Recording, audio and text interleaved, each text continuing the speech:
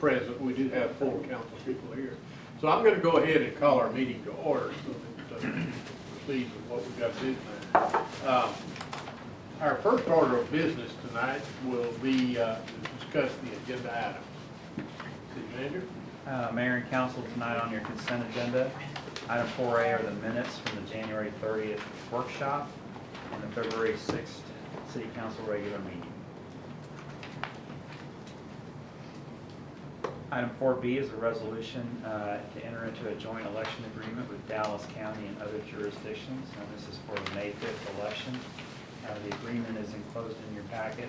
Right now, the estimated cost for the election is a little over $8,000. That is subject to change depending on how many entities stay in the election. Some entities may not need to have an election. Did they figure drop the school district out since they were unopposed? They couldn't drop it, I don't think, until the end of today because it could have been writing. Oh, okay. All right. That's today or tomorrow. Right? 20th, I think, is today. Okay.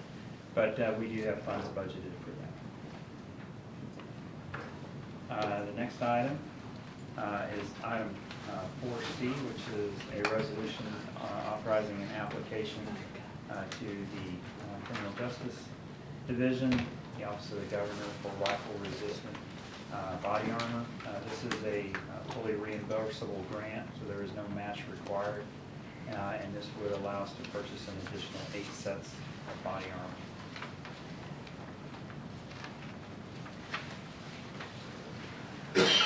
Item 4D is a resolution to authorize a grant request to the State Homeland Security Program. This is for a grant amount of $42,000. There is no cash match required on this grant either, and this is to purchase some 14 night vision units for the Special Operations Unit for the Police Department. Coming down. Item 4E is a resolution authorizing purchase for pavement lifting services from Nortex Concrete Lift and Stabilization. This is part of our pavement maintenance, pavement management program, one of the different methods that we use for street maintenance. In the previous years, we've used Uratech and at a unit price of $6.85 per pound. The new contractor under TexMass contract is Nortex, and that is a cheaper price of $5.07 per pound. We estimate that we will purchase about $70,000 worth, and that is budgeted in our street maintenance program. Has this contractor been in business? How many years has he been in business? Anybody check that? Because Uratech kind of pioneered the system. I was just wondering. So I don't have an answer to that. They've been vetted by the state through the bidding process and vetted them in order to contract you. I don't know. That's okay. Well, I'm all for saving money as long as the product is good. Uratech was not awarded a new contract. Nortex won it out over Uratech. Okay, so they're not even on the list. It's not on that contract. That's interesting. Thank you.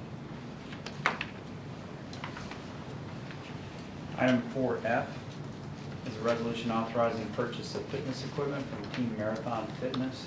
This is through a buy board contract. This would be a lease purchase through Kansas State Bank. For expenditure amount for the equipment is $87,344. With the interest over the 5-year lease term contract, it would come to approximately $99,390. We do have funds in the budget for the annual lease payments for this year. Let's go. We'll go over here at the rec center. Or down Right, this is to center? replace, no, this is for the rec center, and this will replace all of the cardio equipment that's in the rec center right now. All of the equipment that's in there was original equipment when the rec center opened in 2001, so it's very old. It's breaking down a lot. We're having to spend a lot of money on maintenance. Going through the lease purchase program, we're able to replace all of it at once and then pay for it over a period of 5 years, as opposed to purchasing maybe 1 or 2 leases each year. Like this, we can replace all of it at one time. Okay, anybody got anything on the consent item? Item 5A is the proposed revisions to the Code of Ethics ordinance. Item 5B is the, Okay, anybody got anything on eight?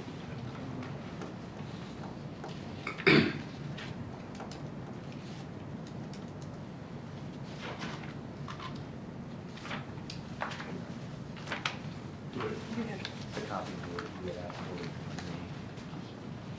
the other board on it. Oh, Item 5B, a resolution approving a contract for professional services agreement with Pacheco Coke, and this is for the US 67 landscape border design that we talked with you about the last meeting. excuse me, did you tell everybody that these were lame? No, I did not. I Okay. forgot to- Yeah, this is just one of hundreds of things that we're required to do as council people if we have conflict of interest with a vendor.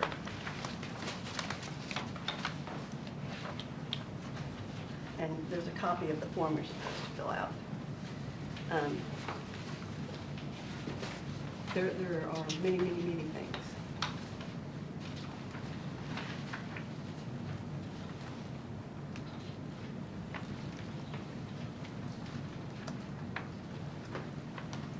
Go ahead. Item 5C is resolution to amend the previous resolution that set up the structure for the Citizen Bond Advisory Committee. And this amendment is to name the members to the Bond Advisory Committee. In front of you, you do have an updated sheet of people who are interested. I think we have one additional person that submitted their interest in an application, and that was Ms. Pamela Murray. Okay, so what about the ones that we're, Oh, yeah, if y'all had names, I don't have those. Okay. I'm sorry. okay, that's what I was asking about, because I was confused. I asked them one, and then I told them, I don't know what's going on, and so, Well, we put out the general information through social media and on the website, as we discussed at the January 30th workshop, that we would put that out to the public as well as to the specific boards and commissions.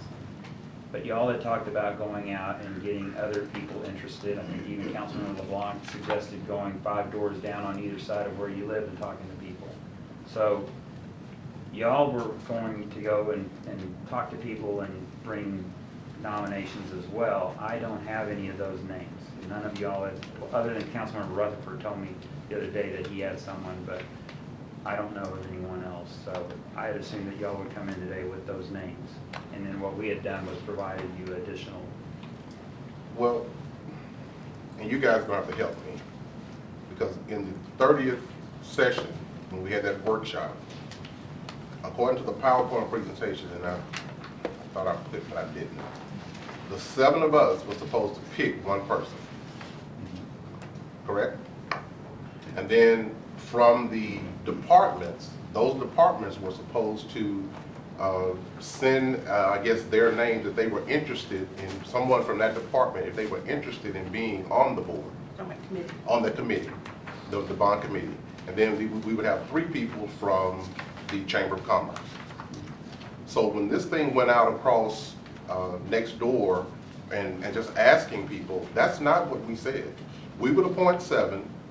The ones on the departments that were interested would let the city manager know, and then we would have 3 from the Chamber of Commerce.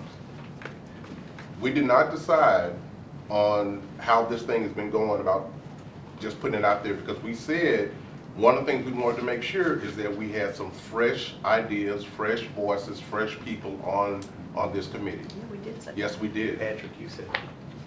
So I'm the only one that feels that way. Well, I think it's important that we have people on there that are familiar with the city. And I don't have a problem with sending it out and asking people to see who's interested, because it gives us somebody to pick from. Okay, and that's true. Well, what's wrong with us asking someone that's never served? They may be wanting to serve if they're asked. Well, if you want to appoint somebody, that's fine. I don't have a problem with that. You know, and I guess the thing that I'm hung up on is you have this, and that's why I call it a gimmick, is we want the city to be the most engaged citizens, but it's the same citizens doing that on every board and every commission. If you just look across the names, they are exactly the same people. Councilmember LeBlanc, you did bring that up at the workshop. And I reviewed the tape, which is available on the website, by the way, from that workshop meeting. And you specifically expressed getting more people involved. And I said, we can send it out to the general public as well. And nobody said anything. Again, I was thinking that that was what you were wanting, was inviting other people. You said it, let's invite other people. So by putting it out on Nextdoor, we got 5 people who were not on other boards who expressed an interest in being on it. So I guess I'm not really sure how that is against what the council had discussed. Well, if by the same token, if he didn't say anything about sending it out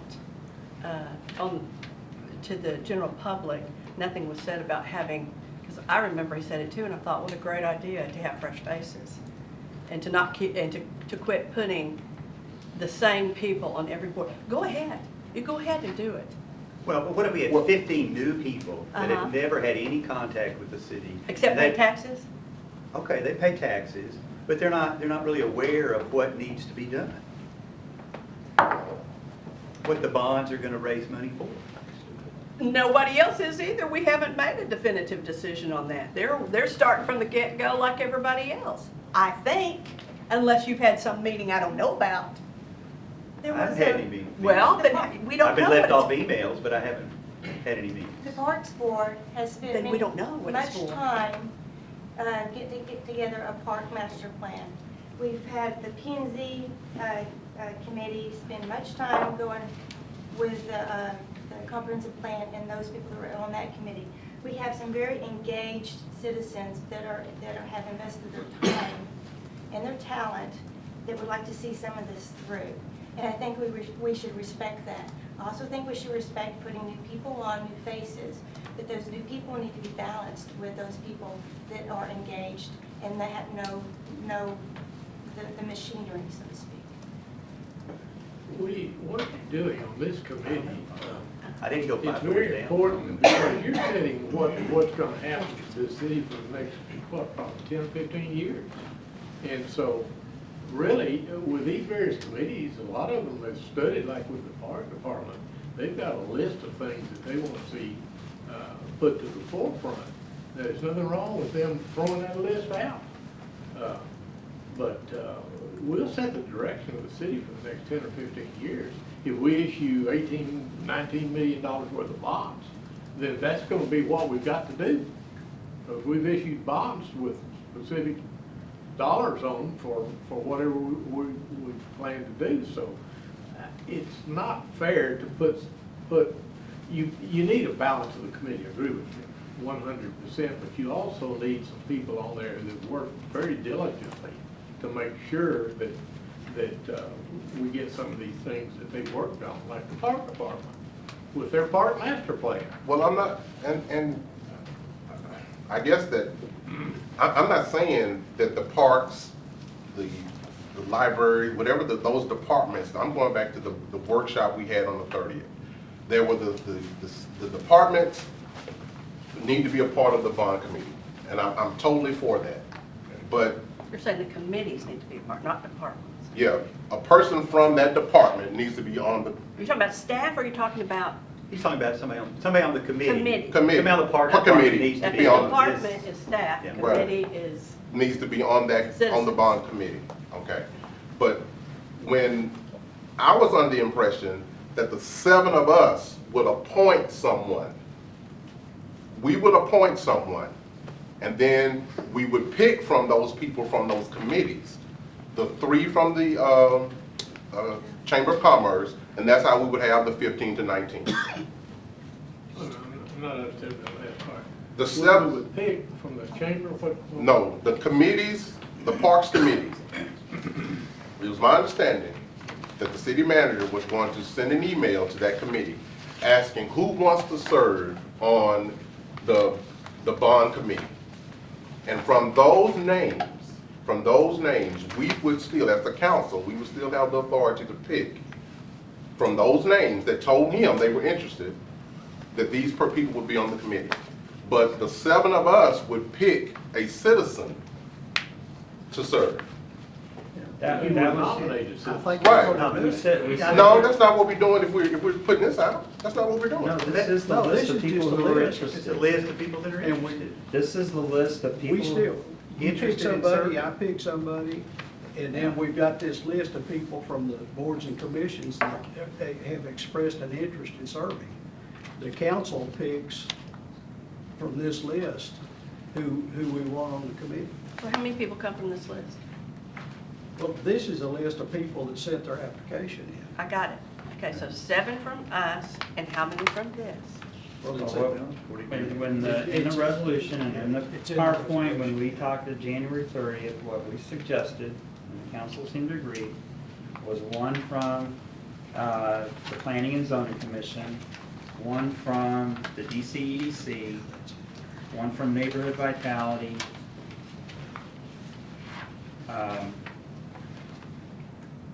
and in the resolution that's in your packet, we even slotted those out and put the number next to it, or put the board next to it. So in the amended resolution, that you would name them, so there's basically 7 general public, 1 from planning and zoning, 1 from DCEDC, 1 from neighborhood vitality, 1 from the TIF board, 1 from the Parks and Recreation Board, 1 from the library board, 3 from the chamber, and then there's actually 2 additional slots that are undesignated if you want a 19-member committee. So you could essentially name 9 citizens who are not on boards and commissions to form a committee of 19, or you can add more than that if you want. But 1 from each of the boards. Now, not all of the boards, did not respond. So some of them, like, I don't see anybody in the neighborhood. No, there's not. yeah, NBC. So maybe they did all. Let's see, we have planning and zoning, we have DCEDC, neighborhood vitality, that's what the NBC is. TIF board, we have 1. Parks and Rec board, there's 4. The library board had 2, and then the chamber submitted their 3 people that they would like to be on there. So this was the list after I emailed those boards and asked for those who would be interested. This is the list. And then with the general citizens, we put that out, again, to get additional names, other I people. saw that, it was confusing. And so, because they are not on current boards, we asked them to fill out an application so that you would have some idea of who they were, what their background was. But y'all had also said you were gonna come with your own names too, and that was the discussion, so that's why it's slotted that way on the resolution. Okay, so now, we're to pick 1 from each one of these current boards from this list right here. These are the ones who said that they would be willing to serve. And we're to pick 1. Well, we have You to can- vote on it, we've got to agree. Right. You can do what you But want. typically, each one of us has discretion on somebody that we'll each pick one, and no one will disagree with that for our general public. The general Right, public. right, You pick one, I pick one. right. But I'm talking about from, The rest of them, we've got to agree on. okay. Now, and so that includes the 3 from the chamber. Okay. Well, there's only 3 here, so does that mean that those are just the 3? Those are the 3 that said that they were interested. If we know somebody, we can add to the list. And once again, so these people, we don't know if they live in Duncanville or not on the chamber. All of them do. All of them do? I know Tim does. Steve does. Yeah, Dale Warren's. Yeah, he lives over on Camp Yeah, Wood. he did by the high school. Okay, the other piece that caused me to have concern was the section 3 of the resolution. The because I don't recall us discussing that during the workshop where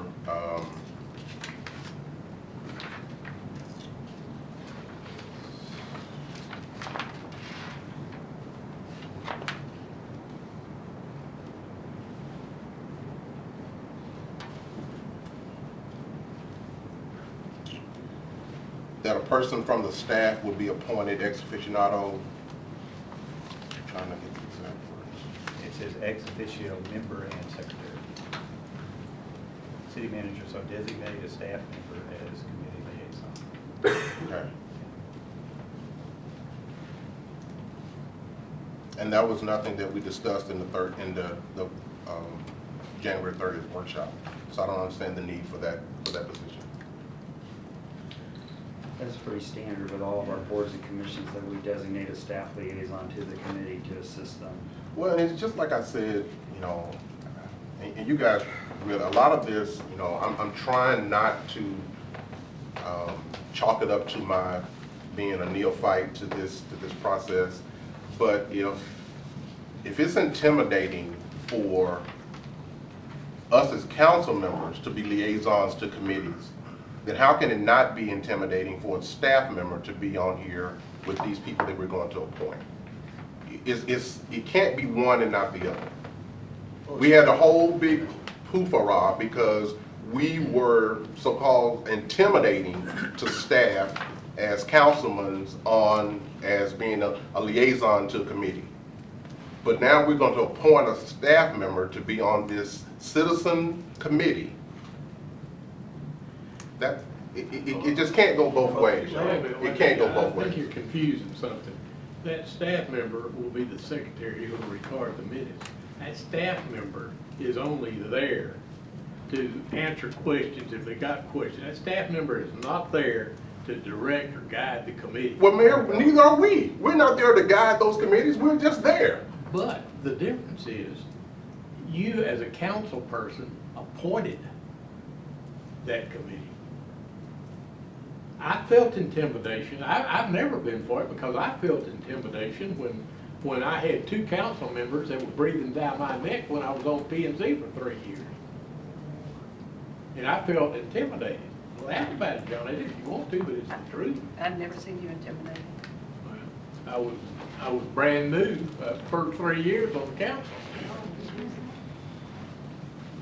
Well, I agree that the staff liaison makes copies of everything to pass out. They bring water to the meeting. I mean, staff serves a purpose at these types of meetings. And, you know, in my mind, you've got to have a staff member there, or somebody on the committee's got to do that. Well, I'm curious, you were on the school board bond committee. Did you have a staff person at the meeting? No, we didn't. Dr. Ray wasn't at those meetings? Yeah, he was there. He's a staff person. Well, okay, but Dr. Ray was there. And that committee was handpicked by Dr. Ray. I think He wasn't we would have a city. staff I think member he's there more because this is a intimidating. legal committee that's subject to It was intimidating. Texas Open Meetings Act. And it just takes the liability off one of the citizens, because back to the staff. Is there any liability here? For what? I don't know. She said takes the liability off. Why is there Well, liability? I think she's referring to make sure that there's compliance with the Texas Open Meetings Act, so the staff, I think what she's referring to is the staff member would be responsible for making sure that the notice was posted, that the meeting door is open, that kind of thing is what she's referring Thank you. Well, of to. course. There's no liability for an No. accident or anything. No. And I think the meeting would have to be posted before. And so that leaves it then that the door is open? Make sure the room's open, stays Yeah. open, the front door and And everything. Just the meeting- attending and to meetings- the needs of the committee is And the minutes what are I taken. hear you discussing. Not to participate, you're not a member of the board, you're just a staff.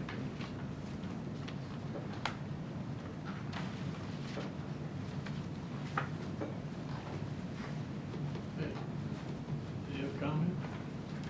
I don't have any problem. Well, I'll have to call my person back in because I talked to him and then I said, I'm getting confused, I don't know, and I didn't want to get involved any further until we had the discussion, because this was confusing to me. Well, go ahead and nominate the person, and then, you know, then if it doesn't pan out, then Okay. be removed. Go ahead and do that. Okay? I'm going to nominate somebody that's not on the list. For Oh, my yeah, my position. person wouldn't be Okay. on the list. This was from my district, like you were saying. It wasn't 5 doors down, it was 4 streets over, so. And I didn't go 5, I only went 4 doors down. I went 4 streets I over. thought. Oh, you screwed up there. I went 4 streets over and never been on any committees. But they paid taxes for 40-something years. I think they can. Well, and I Figure it think out. I think that makes a balance of the committee. You've got some new folks on there that And as I said too, you know, when we talked about the size of the committee, we left it kind of open. But if you only went with one person that each of you nominated, and then the ones from the commissions, that would be 15 people. So if you wanted to put more people on there, I'm sorry, 17 people. If you wanted to put 2 more to make it 19, you could pick some of those residents who's expressed an interest. Some of these are, you know, people who haven't been involved in other things. So that goes to what it seemed like was, you know, your all's intention was to get more people involved. and we don't have, oh, we'll pick from the committees. Okay, we'll pick from the committees, the ones, if you've got 2 or 3 people there, we'll pick the representative. Well, shouldn't we do this now? Yeah, shouldn't we? do Yeah, that? I think we need to do it right now. Instead of, So we'll have it clear and then you just go through.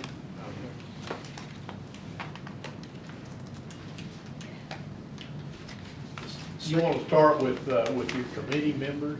You want to start there with, from the various committees? Pick one from each one of the committees. Just a minor correction, Dave Galbraith, who's second on the list, lives in District 1. That's true.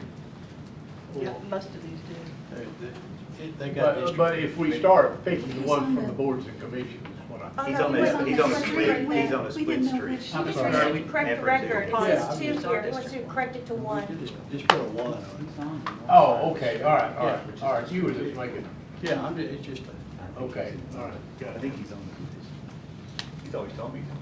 Well, Tell me one info. His house is on the north side of the street. Yeah, we need to go. I So thought we he were- lived that's what I over by, remember you there by asking. Hastings. He lives right Yeah. behind us. We're looking that's at how it that, was. It's on the north side of the street, No, which is there's- District 2. That's District 2. It is Yeah. District 3. No, but that street is split. It goes, Between 2 and 3? the outside of the street is District 1. and the Well- inside Oh, is you District 2. On this side on this side? Brookwood or Brookville, Brook Hollow or? Yeah. I know they He do their thinks, lines. he didn't think he's in 2. Well, It doesn't matter. it doesn't really matter one way or the other, he's on the commission. When he Lives in votes, Duncanville. when he votes, No, I hope he didn't vote for me. I mean, Man, I that's, did, but I hope he didn't. that's really a moot question. I mean, is he your pick for Board of Adjustment? No, he's on the economic He'd development. be economic development. What's that current? Oh, current board, I'm sorry, okay. So we have one for planning and zoning commission. okay, wait a minute, what did we just do? Do we just do? You want to go down this list? Because Okay, Why so don't we start with the list? that we Yeah, have, the- okay, so right. the first one was And, planning and zoning commission. Which list is Well, I'm going by the order that we had in the In the order that's in that? Oh, okay.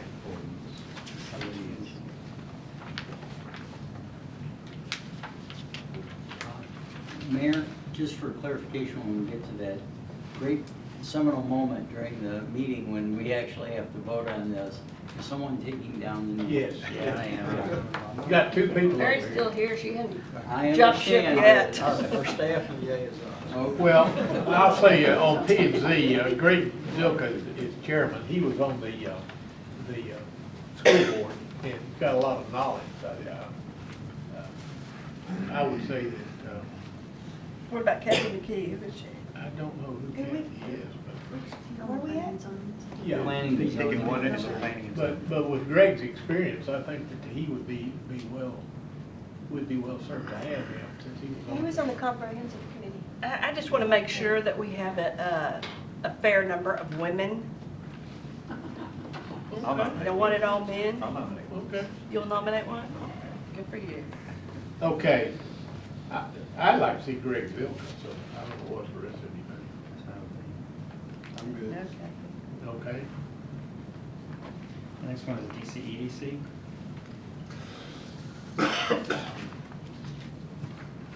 You got three there. You said Dave? There's only two, Dave Woodworth and Grady Dave, Smithy. Grady submitted, and he is the transportation. Now, you don't get to pick them all, David. I'm just saying, he I know what submitted, you're I doing. did, this, well, they did too, so they both submitted requests. But So- he'd be your transportation guy if you want to go that way, or Dave, you know, if you want. I would say Dave. Didn't you bring up Dave? Or you said? No, I said he lives in District 1, he's correct. It doesn't make any difference where he lives, as long as it's Duncanville. Yeah. Okay, what's your sentiment on that one? Dave or Grady? Can they do rock, paper, scissors?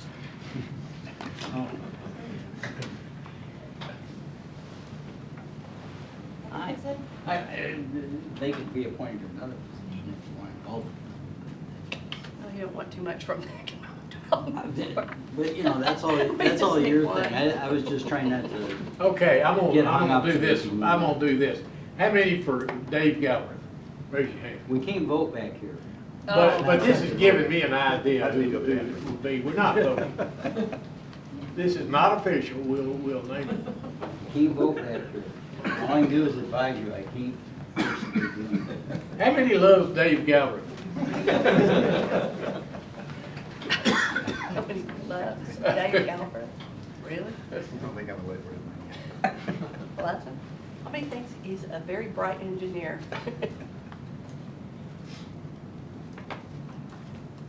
Well, how are we gonna do this if we can't? We're not voting, but the vote will be out there, we're just giving our preference. I'm just trying to keep you out of trouble. Well, it's giving your preference a vote. Is there a consensus that Mr. Galbraith versus, just, why don't you just, you're the mayor, just say, I would recommend we do that unless I hear some opposition, so. All right, I would recommend we do Grady Smithy, and Johnette recommends we do Dave Galbraith. So what proper is to go to each council member and say, what is your preference? Not how you're gonna vote, but what is Okay, your all right, preference? we'll take vote out of it. Preference, Johnette is Galbraith, Yes. okay. Patrick, Galbraith. okay. Smithy, Is he gonna vote? You're not voting. No, that's what he said. What's your I'm what's your looking at you. preference? That's a good answer, I he was like that. expressing his, I don't know, it threw me off at first. too. I think he was just saying. I thought maybe it's- I'm tired, y'all. Whatever it is, Smithy. My preference. I'm gonna go with Galbraith. I'll go with Smithy. Okay, I'll go with Smithy. okay. That's 3-3, that's nice. That's the Dr. preference. Dotson's out of the Sounds like room. you want to put it. Now, subject to that, if now, Mr. Dodson's not here, but someone can make a motion, there's a process to go. But we have Galbraith, he's gonna be on the preferred name, or Smithy, I guess, whatever it was, will be the preferred name. It's still subject to parliamentary The vote out there. wrangling out there if the group so chose. Okay, We're just trying to get a list so we can present a list and then that's let the true. mayhem begin. Yeah, that's Yeah. true. It's not a Is vote. Dr. Dotson coming? He wasn't sure, he had a couple of patients who were possibly in labor. They always come when it's bad weather. I wish I was there. You say you wish you were there? Yeah.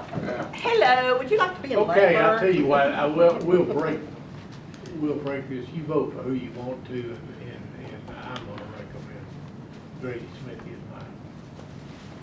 We've got a consensus, so that'll be the preferred name on the Yeah, list, but right. it's still subject Okay. to the whole body But out we there don't have a when we get out there and consensus. vote. We do not Yeah, have a it was split. consensus. Split 3-3. Evenly It split. was 3-3, and He's so, the tiebreaker. so I'll, my consensus is Galvin, if that's 4-2. That's not a consensus. Or fill the rest of them and leave it blank until you've got Yeah. 7. You can punt it till later. Yes. Okay, we'll do that. But, right now, it's a tie. Let the, And we got room at the end if we want to point Right. the other. If someone- The next one is Neighborhood Vitality Two Commission. from these. well, then you keep holding secrets. Neighborhood vitality, okay. You got, what, 3? Never heard about that. I support, wow, those are good. Absolutely. Absolutely. Yeah, absolutely. So that leaves, Raylo Thompson. Or one. Either of those. Yeah, We're Mike taking Mike, Jeff yeah. off since he filed. Yeah. No, that would not be well. Yeah, Okay, so, I don't know Raylo Thompson. He's been on the Neighborhood Vitality Commission since the beginning of it. He is the chair now. Okay. Matters Rollo was fine. also on the comprehensive plan steering. Okay. He's on 2. Your preference? No, he was on the ad hoc comprehensive plan steering, so he's familiar with that. Rollo was? Rollo was. Yeah, and I've been impressed with his love for the city, his vision for the city. He has more of a mature style. Okay. That's good. All right. But not to speak anything against Dr. Minor, I just don't know his style. Okay. TIF board is next. So which one did we go with? Yeah, Ron. TIF board is next. What about Michael Grace? Yeah. That's the decision. I think you got a consensus. Yeah. Parks and Recreation Board. Parks, you Which one was on the comprehensive planning committee? The park board didn't have anyone on the comprehensive plan steering committee. They were, since they were doing the parks master plan. Okay. McLaughlin, you don't have anybody else from 3 on here. To me, it should be a little more evenly divided throughout the city. I remember him. He's the Scott, Scotsman. yes, Scotsman. he speaks with a brogue. And being from 3, I will not argue with that. Okay. Okay. Not that I he don't have has any problem. Next one's the Library Advisory Board.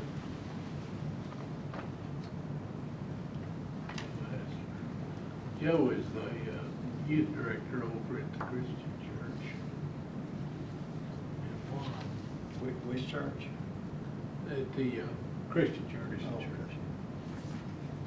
Oh, I don't know Ron, he's from Ford.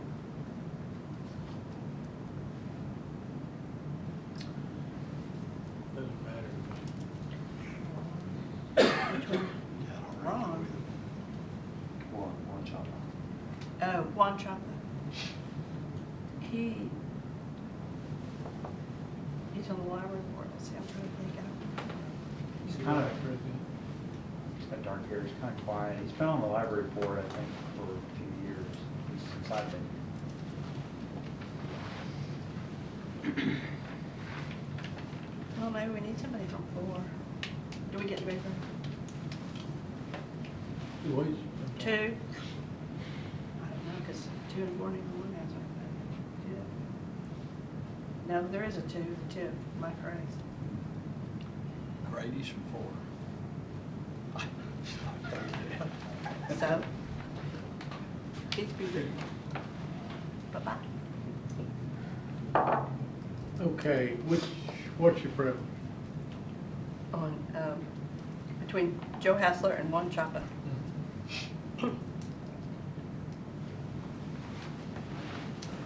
I would go with one because of his investment in the community for long. Okay. I just think he just has it.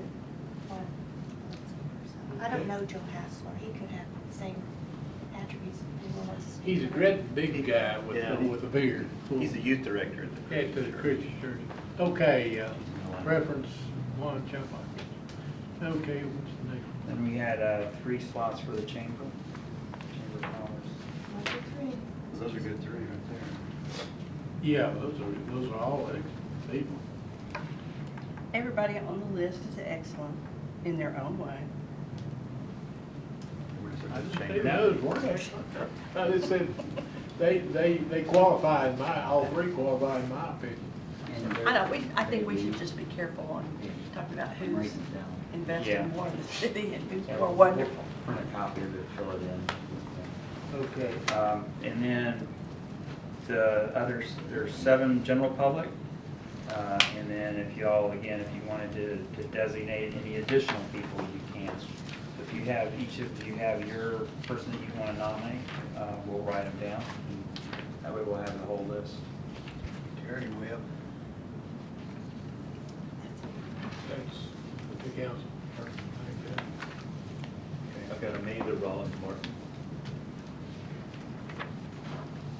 And, Sorry, who Is did you it say? Rollins? Rollins Martin. Rawlins. Martin. What was the first name? I'm sorry. Amanda. And Stan Smith.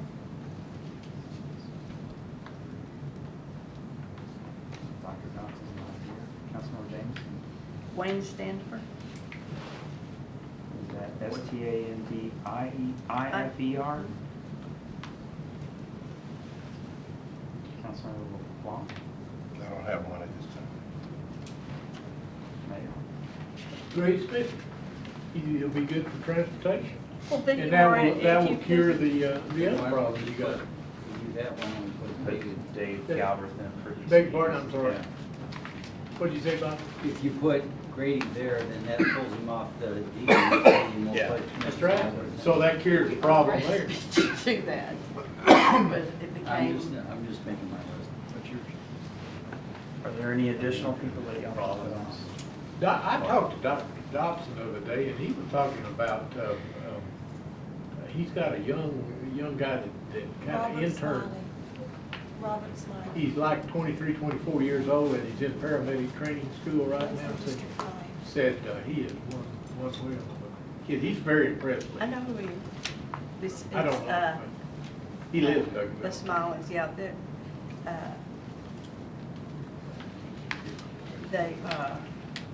The last time I talked to Dr. Dodson, he hasn't been able to contact him yet. I don't know, if we put his name down. Well, if we it can take doesn't off pan later. out, then we can always Okay. replace him. So we can put down. That's what Robert I'm saying Smiley. about the others. If, John Ed, you need to go ahead and put yours right. down and too, I- and if it doesn't work out, well, then Who was yours, John? come up with somebody else. Oh, Wayne Stanford. Stephen, the doctor. Is that Stanford kid? Wayne? No, that's, he's, talking to Terry. And I'm sorry, what was the name that? Does anybody have somebody else they would like to add to this credit stuff?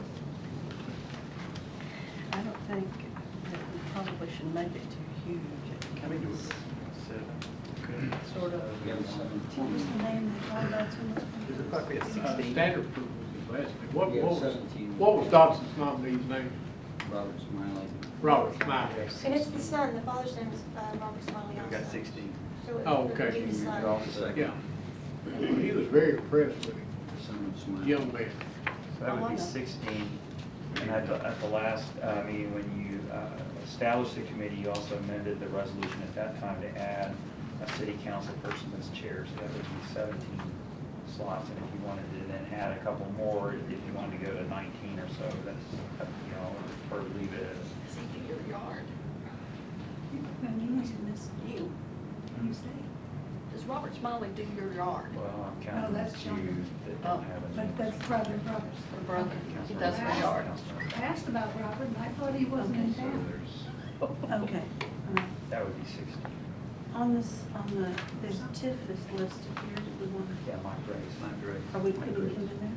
Okay, I didn't think this He's the only one that Right. President.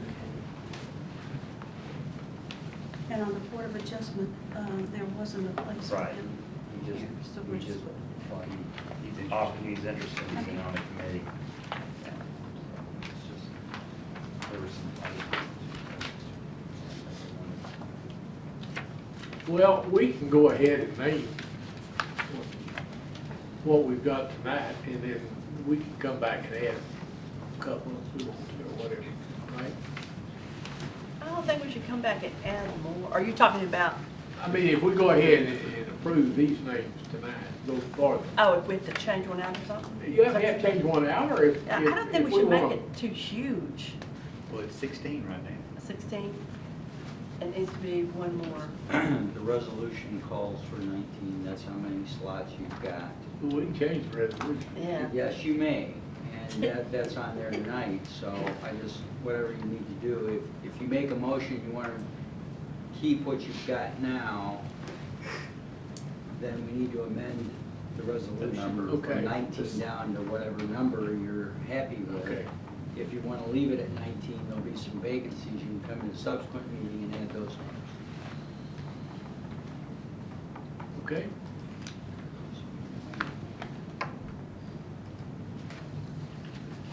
Is everybody satisfied with these so far? If not, we need to move on. Okay, so what do you have down there, Mary? Okay, have an opening for Councilman LeBlanc's, Robert Smiley, Grady Smithy, Terry Webb, Amanda Rollins Martin, Stan Smith, Wayne Standifer, Greg Silka, Dave Galbraith, Ronald Thompson, Mike Grace, Sandy Alexander, Juan Chapa, Del Ward, Steve Martin, Tim Maiden, and Jim Gilbert. No, not Tim Gilbert. Oh, I thought Jill said since he was up here. No. Dave Gilbert. Dave Gilbert. Gilbert. Okay, Yeah. Galbraith, but we didn't go with, we didn't do that. The Board of Adjustment does not have a slot, he just had applied as Okay. an interested It's person. it's Sandy McLaughlin. I have Sandy. Yeah. Oh, Yeah. You know who he is. Alexander's his first name. Yeah, she knows. You put him on there, didn't you? Yeah, she had the name. And do Yeah. you want to name the person for Dr. Watson, because I thought Councilman Thomas said he had not gotten a hold of him yet, or do you want to leave that blank right I there? leave it, I put him on there, and then if for some reason we can, just like with John Ed, she has the name at one time. And we need to distinguish him from his father, they have the same And name. Robert Smiley. Is he a junior, I don't know if he's a junior or second, or has a different middle name. third, or who? Junior and the third? Okay. Robert Smiley the younger? Yeah, that's it. Robert Younger. Yeah. Okay.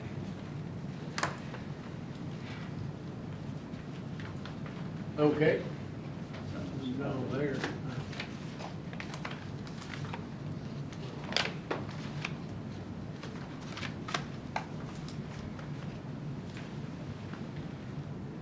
About naming the city council member. What do we just consider? C, that was C, right? Right. Okay, we just finished that. So that's all they got. Okay, okay. Others now. Okay, now.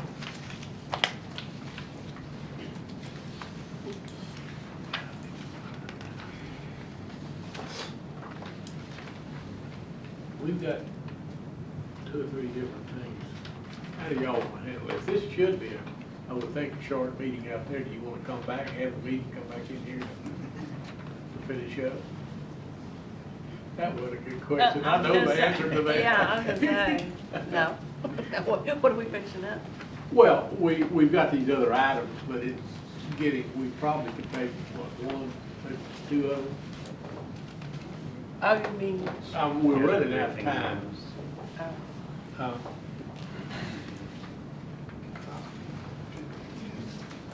what is it that is left, the The briefing calendar. stuff? A, B, and C, 2 A, B, and C. Field house, calendar. Calendar. Yeah, well, can't that be done up here on the floor? Yeah, on the can we talk about the calendar? On the calendar, you didn't have a possible date for the retreat for next year? Right, those were some of the things that we needed to discuss with y'all was dates if you wanted to go ahead and schedule them. I tell That's you what what we we had could on the do, agenda. I think, if we recess this meeting, Bob, Yes, sir. if we recess this meeting and do the regular council meeting, then we can adjourn that and just stay out there to do the discussion, couldn't we? These Well, you don't want to close the meeting, but you could go ahead and recess back into work session out there, for sure. Okay, you want to do that? Or you could recess back here to work session and then go back out there and close after you're done. You don't want to close the regular council meeting, is what you're saying, until after you've finished the work session? Yes, sir. Got it. Well, I think it's easier if we're gonna discuss something to discuss it in here than it is Okay. out there. Down, we can't really, So when you get to the end of your regular agenda, Mayor, if you'll recess the meeting, recess back into work session, you can retire back here, complete your business back here, and then close the Dismiss from meeting. here, And adjourn. either way, because you're going to broadcast. Okay. And the public would obviously have access back here if they chose to. Sure. come back. Okay, you want to do that? Okay, I heard a yes. Yes. Yes. it's how you pay. It's kind of like when you check out the little thing where you get your credit card says, are the charges okay? No, how about free? Okay, I'll it take free. is now 6:55. I will recess this meeting. 6:55. It's 7:04, and we will begin our regular session of the council meeting.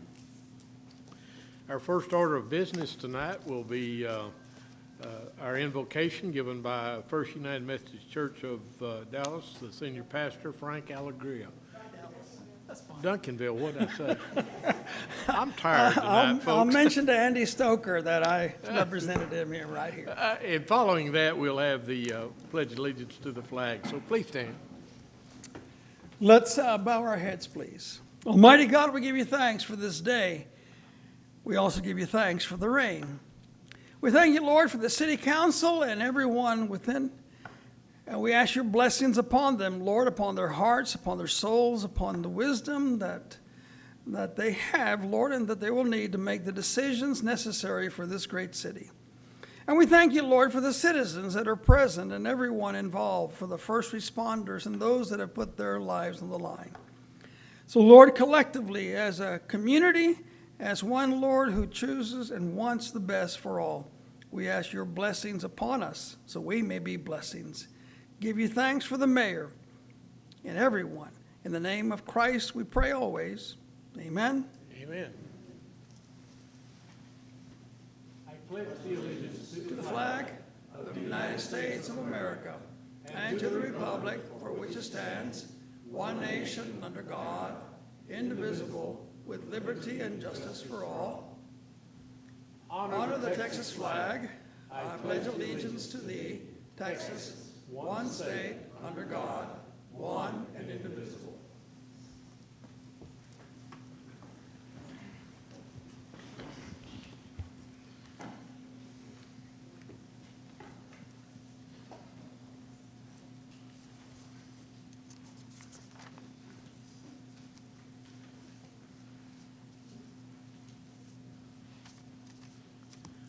We're going to have some folks come up here and speak to us in just a minute, and I want to say that we do welcome you to Duncanville, and there's going to be an opening of a store here within the next week or so, and we've long awaited the opening of this store, so I just want to say thank you for choosing Duncanville again to have your store in Duncanville. At this time, we have council member reports.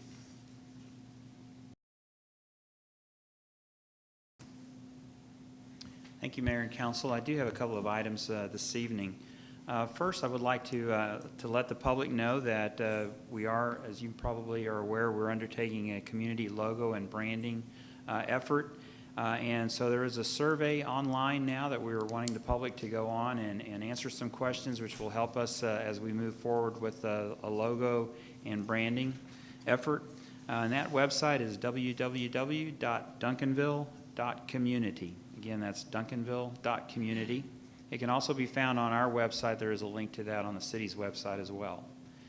The second thing that I wanted to mention is that tonight is kind of an auspicious occasion for one of our employees, and I want to make special mention that tonight is the last official council meeting for our city secretary, Mary Jones. She is retiring after 20 years of service to the city of Duncanville.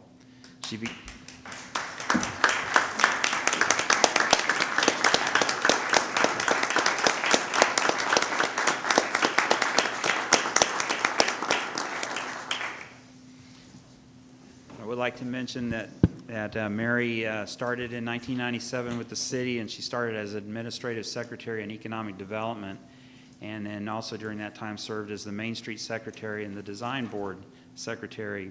And for an interim period while there was no economic development director, she also did that as well. And then in 2014, she was promoted to the position that she holds now as the city secretary. So we are certainly going to miss Mary, but we know that she's looking forward to her retirement and spending time with her family. Thank you, Mary. That's all, Mayor. Okay. We don't have any proclamations tonight. That's a change, but we love to give proclamations because we've got some outstanding citizens and businesses in this city that we like to highlight. So I'm sure that next council meeting we'll have some. Next thing is item 3, which is our citizens input period, and I have 2 cards tonight. The first one is, at this time I will ask the city secretary to read the captions on those.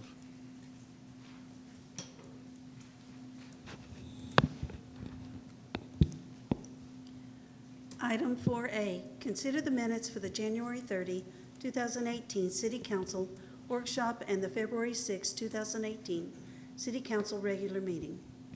4B, consider a resolution of the City Council of the City of Duncanville, Texas, to enter into a joint election agreement and election services contract between Dallas County and other jurisdictions holding election on May 5, 2018, to be administered by the Dallas County Elections Administrator in accordance with Subchapter D of Chapter 31 and Chapter 271 of the Texas Election Code. 4C, consider a resolution authorizing the application to and acceptance of a grant from the Texas Office of the Governor, Criminal Justice Division, Rival Resistance Body Armor Grant Program in the amount of $9,014. Item 4D, consider a resolution authorizing the application to the North Central Texas Council of Governments and FY18 Homeland Security Grant State Homeland Security Program, SHSP, for night vision units that will be used for and in support of the Police Department's Special Operations Unit to provide funding to purchase 14 night vision units with a total grant value of $42,000. Item 4E, consider a resolution authorizing purchase number 18-069 pavement lifting services from Nortex Concrete Lift and Stabilization through the TXMAS contract number 15-03FAC09 with an estimated expenditure amount of $70,000. Consider a resolution authorizing the purchase number 18-066 fitness equipment from Team Marathon Fitness through BIBORD contract number 502-16 and authorizing staff to negotiate the related 5-year lease purchase finance agreement with Kansas State Bank for an estimated expenditure amount of $87,344. City Manager, would you explain that item F so that everybody will understand? Yes, Mayor. Item F is the purchase of fitness equipment for the Recreation Center. The This is for the cardio equipment in the rec center. Right now, it's as old as the rec center itself. So when the rec center was opened in 2001, that cardio equipment was installed. So it's very old. We're having a lot of problems with maintenance issues with it, which then frustrates patrons as well as the staff. So we looked at the options of purchasing equipment on a piecemeal basis and slowly replacing it, or going with replacing it all at one time. In order to fund that, we felt that the best way to do that was a lease purchase, so that we could replace all of the equipment, all of the cardio equipment at one time with the newest equipment, and pay for it over a 5-year lease purchase. And so that is what this is. So we are ready to go, and within the next month or so, we'll have new cardio equipment in the rec center. And that would include treadmills, ellipticals, recumbent bikes, and upright bike. Thank you, sir. You've heard the captions read, so the chair at this time will entertain a motion. Move approval. There's a motion and a second. Will you please vote? Thank you very much.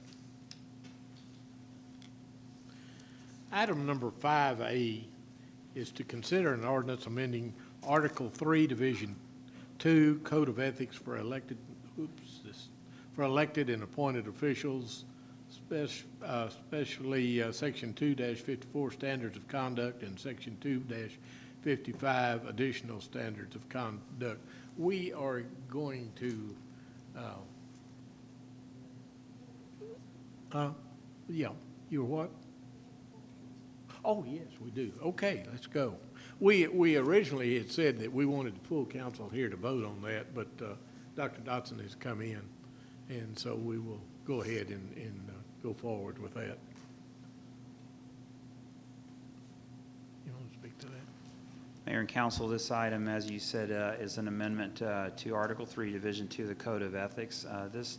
These proposed amendments were discussed with the council back in November during a council briefing session, and then was brought back for consideration and vote by the council. However, since there was a desire for the full council to meet, we've not had full council since that time, so this is the first meeting that this is able to be voted on. Those proposed amendments are shown in your packet. Okay, thank you. Chair will entertain a motion. Mayor, I move to approve. Well, I thought we'd get it out and then we'd discuss it. Is there a second? Second. Okay, now discussion. Now, Councilwoman Jamison.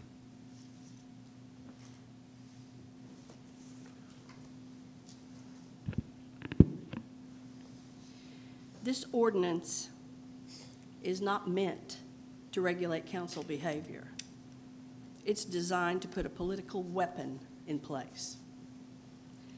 Why should we make ourselves judge and jury over our fellow council members when there are state criminal laws in place that regulate abuse of councilpersons' positions? Council members are already held to a higher standard because of the following regulations. We are governed by ethics rules in Chapter 39 of the Texas Penal Code, the Ethics Commission, the Local Government Code Chapters 171 and 176, and Article 2 of the City of Duncanville Charter. We are elected to decide on policy for the city, and we are not trained in the investigation and prosecution of each other, nor to practice law. Why should we use our city tax dollars to pay for an investigation when Dallas County funds the district attorney's office to investigate and prosecute illegal behavior? As drafted, this ordinance is constitutionally vague and probably would not withstand a court challenge. An ordinance must clearly set forth exactly what behaviors are prohibited. I'm going to read to you the standard for this as found on the Texas Municipal League website. The first step in evaluating whether a law is unconstitutionally vague is to determine if the statute provides adequate notice of what conduct is prohibited. The second step is to determine if the statute is drafted in a manner that fosters arbitrary or discriminatory enforcement. A regulation must be sufficiently clear to warn a party regarding what is expected of them before they can be sanctioned for failure to comply with the required regulation. It is best, therefore, to have clear and concise detailing or prohibited conduct written into the regulation, or at least referred to in the regulation. Moreover, general references to a regulation's policy or underlying purpose will not provide fair notice as required by procedural due process. And then in heavy bold, they have, the language must be specific. Why should council members be restricted in their access to the city attorney or to vendors in making decisions that affect the expenditures of the taxpayer dollars? I remind you that we were in council in the briefing room when we were discussing the floor to the field house, and at the time, I believe it was like $1 million floor, and they had 1 year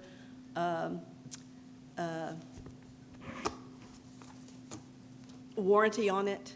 And I said 1 year for $1 million, that's ridiculous. And the vendor was there and said, let me call the owner. And by the time we came out here to the floor, Bart, the park director, they had agreed to a 3-year warranty. We need to have access and be able to talk to vendors. We need to be able to talk to our city attorney.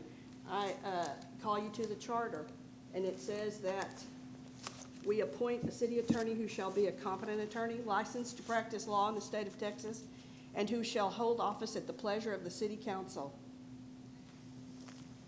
That's his job, to tell us if we're doing something, like he does in meetings, to tell us if we're doing something that is outside the law or that we shouldn't be doing.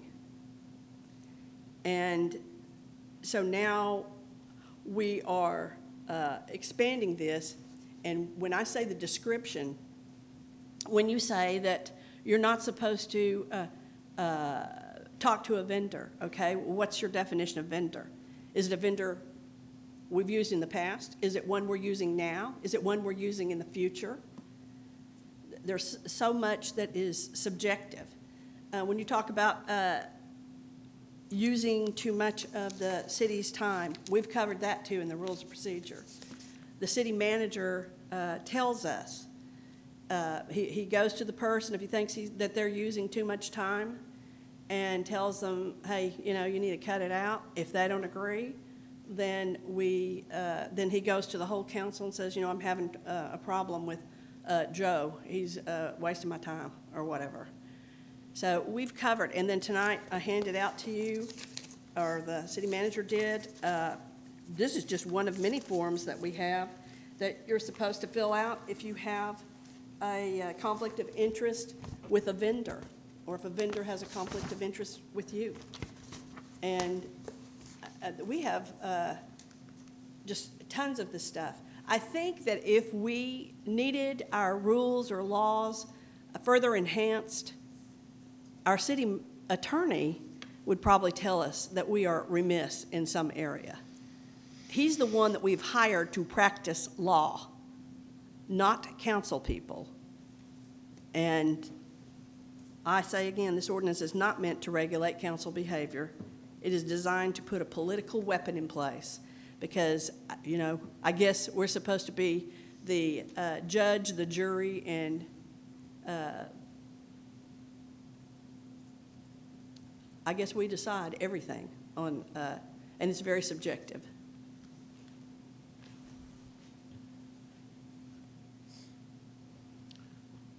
Okay, Councilman Thomas, you got your light on?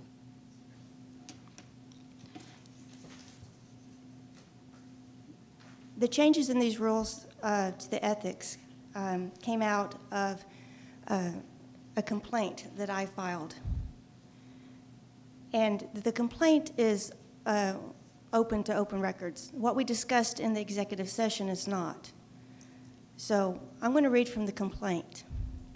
On Friday, May 5th, 2017, Councilmember Jamerson, indicated to me on a cell call, that she used the services of the city tax law firm Lineberger to discover information concerning her opponent, Francis Rizzo. She strongly suggested that I pick up the phone and call Lineberger, as she had done. I ended the call and also received an email with that same message. So at this point, it's just she said. It's not, and that's what I'm thinking. It's just she said. I'll call the city manager and tell them to tell Lineberger, knock it off. I called the city manager, and he told me about his concerns. I told him about my concerns, and he said that the council member was using a city-contracted law firm for research against her opponent. He informed me that he knew of the contact because she had told him also. At this point, it's not just me that knows, it's someone else in the city. And I don't know about you, but it shocked my conscience. I would have never thought to go to a city attorney and talk to them about an opponent or anyone else in the city. So based on this meeting, the executive session, what came out was that we adjust our ethics to make it crystal clear that this activity is not, that we as a council do not condone this activity.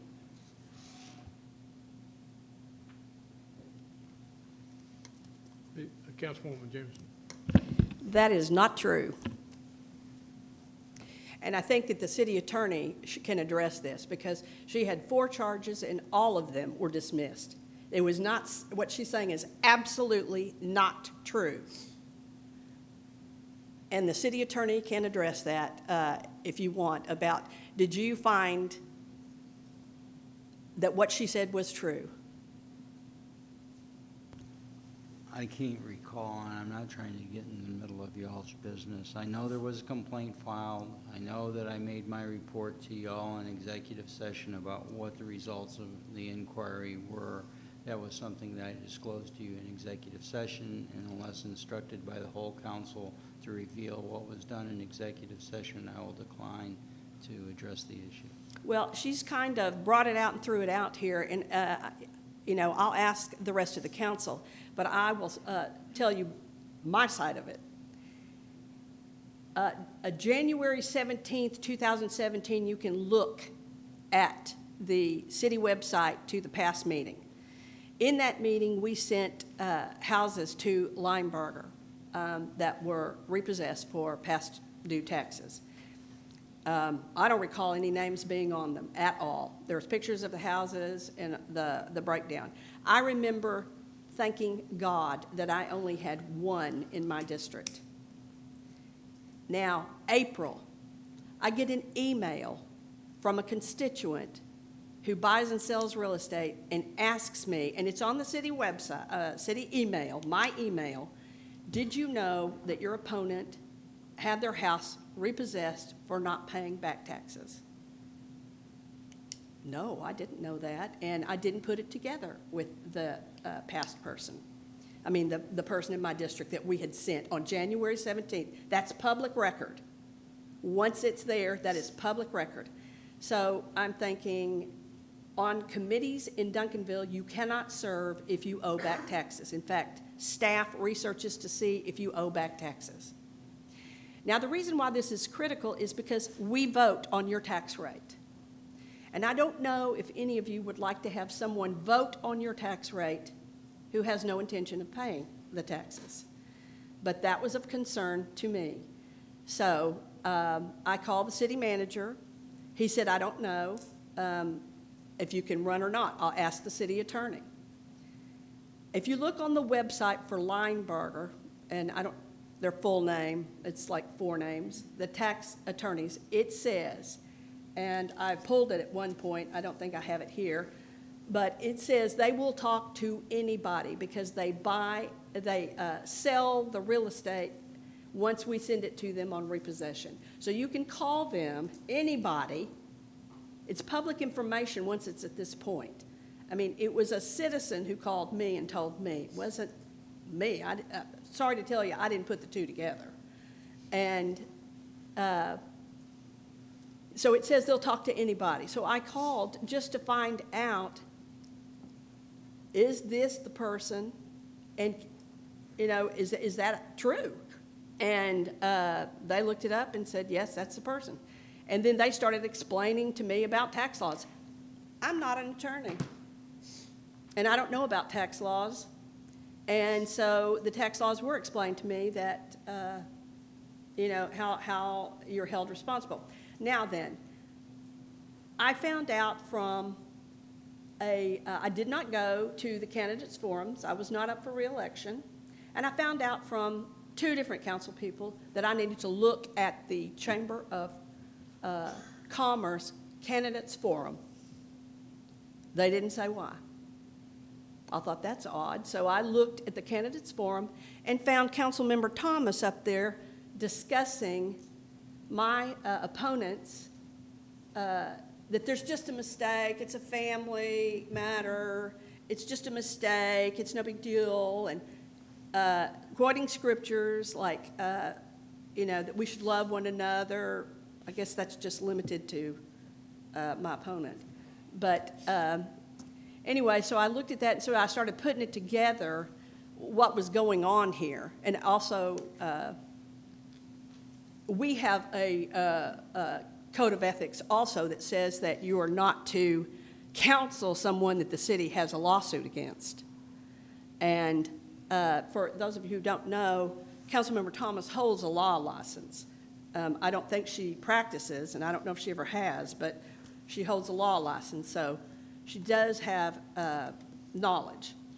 And anyway, so fast forward, the city attorney comes back and says the Texas election code doesn't say anything about it. You can run if you owe taxes or not. What I I called her and our phone was disconnected, so I sent her a text and explained to her the reason for my concern was because I didn't want somebody to vote on my tax rate who had no intentions of paying the taxes. That's of great concern to me. I never mentioned it on any, and I brought everything in here that I used in my election. Because when you run for election, one of the first things that you will know is you don't mention your opponent.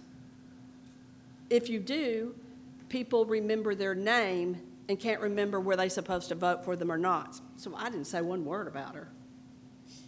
I stand by what I say, though. I don't want someone to be in a position to vote on my tax rate when they don't pay their taxes. And all of this did not need to be brought forward, except it's a personal attack, and that's what this is. She didn't get her way on a complaint, and so she's trying to change our rules, and they are vague. They are so vague that they would not stand up in court. You can't, that's why these laws, if you look at Chapter 39 of the Texas Penal Code, the Ethics Commission, the Local Government Code, Chapters 171 and 176, and Article 2 of the City of Duncanville Charter, they're very specific. They spell it out. They define things. And the things that she has changed does not. And they are very arbitrary and can be used very discriminatively, because when you say, like, access to a vendor, is that the city attorney?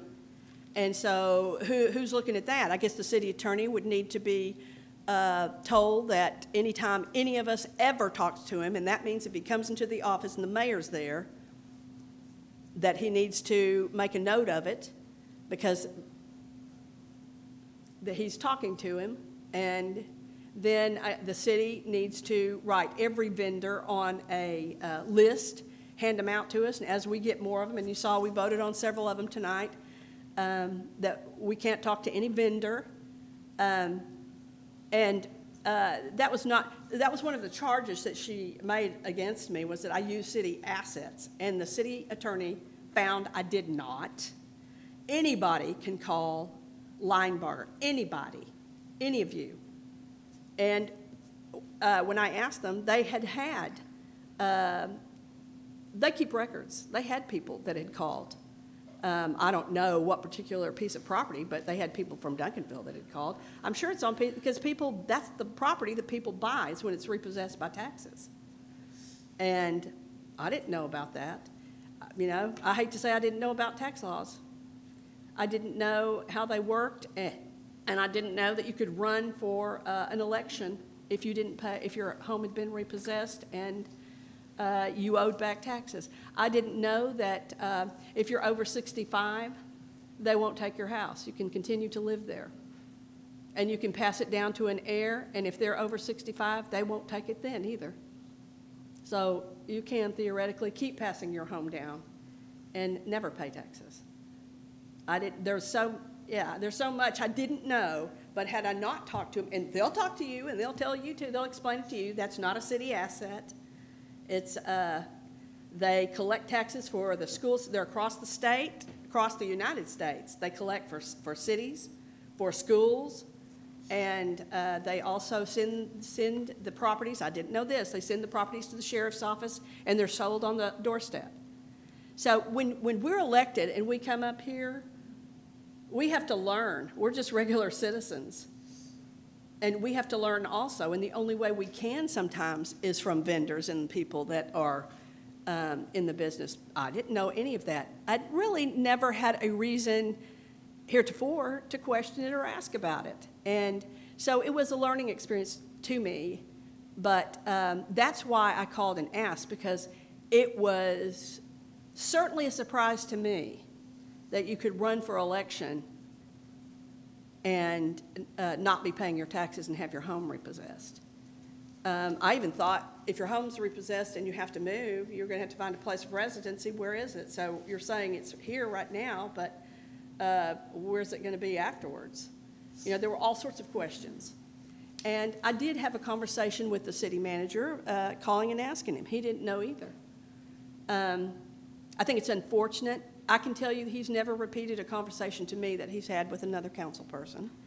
And I think it's unfortunate that the conversation was repeated. But that's why I called. And so now you know you can run for election without paying your taxes. And all this did not need to be brought out and further drug out by such a loving soul. But we had to, you know, win and show, even though filing a complaint and having 4 charges, and the city attorney can discuss it if the rest of the council wants them to, but they were dismissed.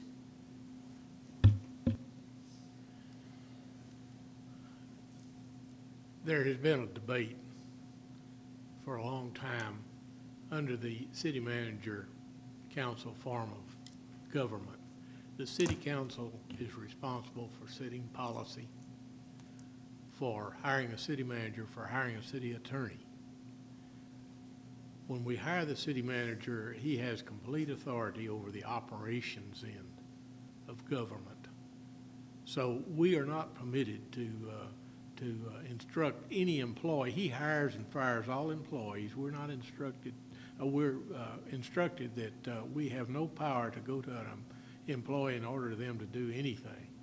Now, under his policy, it's all right to go ask him a question, but we cannot issue a direct order. I've got a question to ask the city attorney. City attorney, at this executive session, and we're not going to talk about anything discussed, did the council direct you to draft an ordinance which has been presented to us here? And secondly, is that ordinance vague and unenforceable, in your opinion? The ordinance language was offered by one of the councilmen, and it was put into the ordinance form. I drafted the ordinance form. The language was suggested by a member of the council as to what they wanted put in to amend the ordinance, and that's what was done. With regard to the discussion read by Ms. Jamison, I would be remiss into saying there's presumption of validity on all city ordinances, and unless somebody with a black robe gets to declare it unconstitutional, I'll defer to the judge in that regard. However, having said that, this ordinance has, over the years, been amended, been changed. Complaints have been filed against members of the council, and no one has yet to challenge it. So in keeping with the law in Texas is an ordinance duly enacted by the city council has a presumption of validity. I must say that there is a presumption of validity unless someone challenges it, and should be enforced as it's written. Okay, thank you, sir. Councilman Schwartz?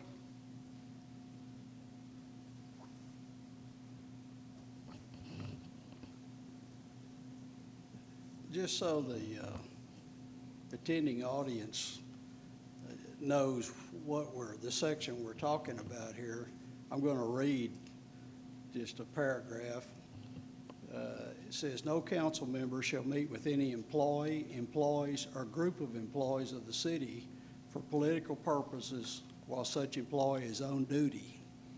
What has been proposed to be added here is no council member shall meet for political purposes with any professional services contracted by the city. It's no council member shall meet, comma, for political purposes with any professional services contracted by the city. To me, that doesn't mean we can't talk to a contractor or anything. We can't go out and politic with that contractor. We can't ask for money. I mean, I might be reading it different from you, but this language seems pretty straightforward to me. Well, but that's what she said happened, and it did not happen. Well, I'm talking about the It ordinance. was used for though. political purposes, and it was not. We had already heard it. It was public record. January 17th, 2017. It was public record. We don't put names on repossessed houses on our agenda. And I didn't put it together, and I was pretty shocked, actually. And so, you know, I did not meet with them. I asked a question. And you can ask a question. You can call them and say, is 555 South Main Street, has it been repossessed? If so, when is it going to auction? And they tell you, because they want to sell these properties. They want to get rid of them, get them off. That's what they do, and they say you can call them. Anybody can call them. That's not. Well, all this language to me is just trying to clarify that. I don't think so. It says for political, purposes. Political purposes is vague and subjective. When, because she said it was, that was political purposes. That was her interpretation. And I'm telling you, it wasn't. I didn't understand anything about the tax law. I was very surprised. And who else should teach you but the tax attorneys that we use that will talk to anybody. They will talk to anybody. In fact, if you have questions about yours, even if you haven't been repossessed, you can call them and ask them a question about, what happens. Where are you in the process? They're very informative, and they don't care. And they even say that they talk to councilmen, mayors, citizens, anybody. They're very clear about that. But this was subjective in saying it was for political purposes. That was her whole complaint. And it wasn't true. I didn't know anything. All we're here to vote on tonight is whether we're going to add this language to the ethics. Right, but it's subjective. And I think what you don't understand is if you put this in here, you will either, and it'll be used, it will be used to gang up on someone. We need to have something about having, if we're going to do this, then we need to have that a person can't file a complaint unless you have a couple other people that agree with you, or else you'll have someone taking political pot shots. She started taking pot shots at the Chamber of Commerce Candidates Forum, and it continued. And let's see, I also was told by some council members that she was going into their tents on Election Day, trying to stir up, Ms. get her. Mrs. Jameson, we're not supposed to be criticizing fellow council people She here. brought it up. She tied it to the complaint she filed against me. The council instructed the attorney to draft an ordinance. No, we did not. We did not. If that's the case, then I didn't know about it. I wasn't told about it. In fact, Were we you had. at the closed session meeting? Yes, are you saying I was, did you say was I I'm just there? asking a question, I don't know. Absolutely, I was there. And he went down, it was a binder this thick, and he went down each one and said, no, no, no, no, no. And we left. No one told him to. And what he just said to you was that she drafted it and gave it to him. He didn't do it. Isn't that what you said? The language that was proposed that's on here with the track changes that are in your packet were drafted by, I believe to be Ms. Thomas, and I put them in the format so that it would be A resolution. Considered to be, to amend the code. But the language was what she suggested. And the reason I did that is I didn't want to get in the middle of trying to interpret her point of view or any other member of the council. I relied on them to provide the language because I didn't want to get in the middle of a political folderol with the council. But I also asked you after that meeting, and you said as far as you were concerned, it was over. So if you had been instructed to. The complaint was over, yes, but I do recall that there was a discussion that if the council wanted to further visit the issues regarding ethical considerations, that you all could propose language and we would bring it for you to debate. And that was left open for anybody on the council to offer any suggestions. The only one that came was Ms. Thomas. Okay, well, you didn't say that to me when I asked you if there was any You were more. But there. that was it. I was there and I did not hear that. Did not hear that. In fact, we were so late in coming out here that we had to get up and run out the door. And I didn't get to speak at all because you and Leslie spent the whole time. And I had my paperwork with me. I didn't need to. You addressed every issue. Robert, do you think adding these words significantly changes this article? It changes this section. One, the first part of the section in D has to do with council members meeting with staff. This has to do with council meeting with professional services, which would include any accountants that we contract with, any special counsel, which has been referred to tonight as Limeberger, Goggin, Blair, and Sampson, and then any other professional group that we may deal with, engineers, accountants, other professionals.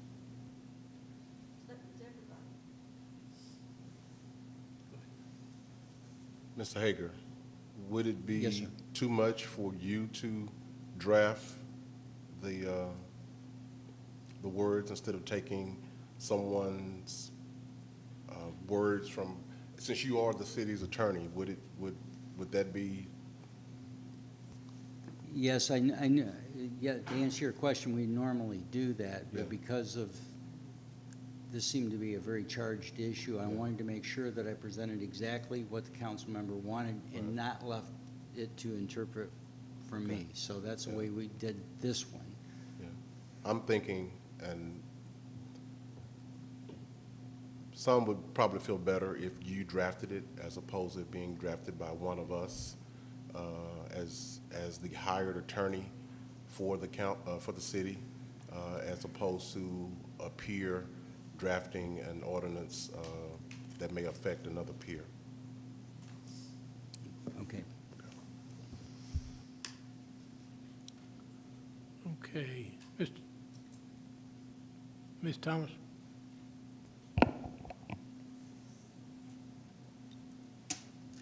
I want to make this clear. I am an attorney, but I did not draft these. I'm not a city attorney. So what I did was I went and I Googled all the cities in Texas who have attorneys, large towns. And I was trying to see, what do they have in common? How do they handle this issue? And what I've got, what I've submitted to the city attorney is not my language. It is language that I got from a consensus of many cities in Texas. So, you know, maybe one day I will strive to be a great city attorney, but I am not. So I wanted to make that clear. I did not draft these.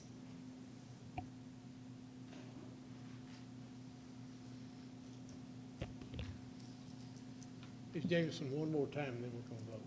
Okay, well, I think that we need to make a friendly amendment then, and something that needs to be added to it is, because I think it's very much code of ethics, is that when someone files a complaint, because there's frivolous complaints against someone, they just get a bee in their bonnet, that there should be at least 2 people, or maybe 3 council people that agree in order to do it.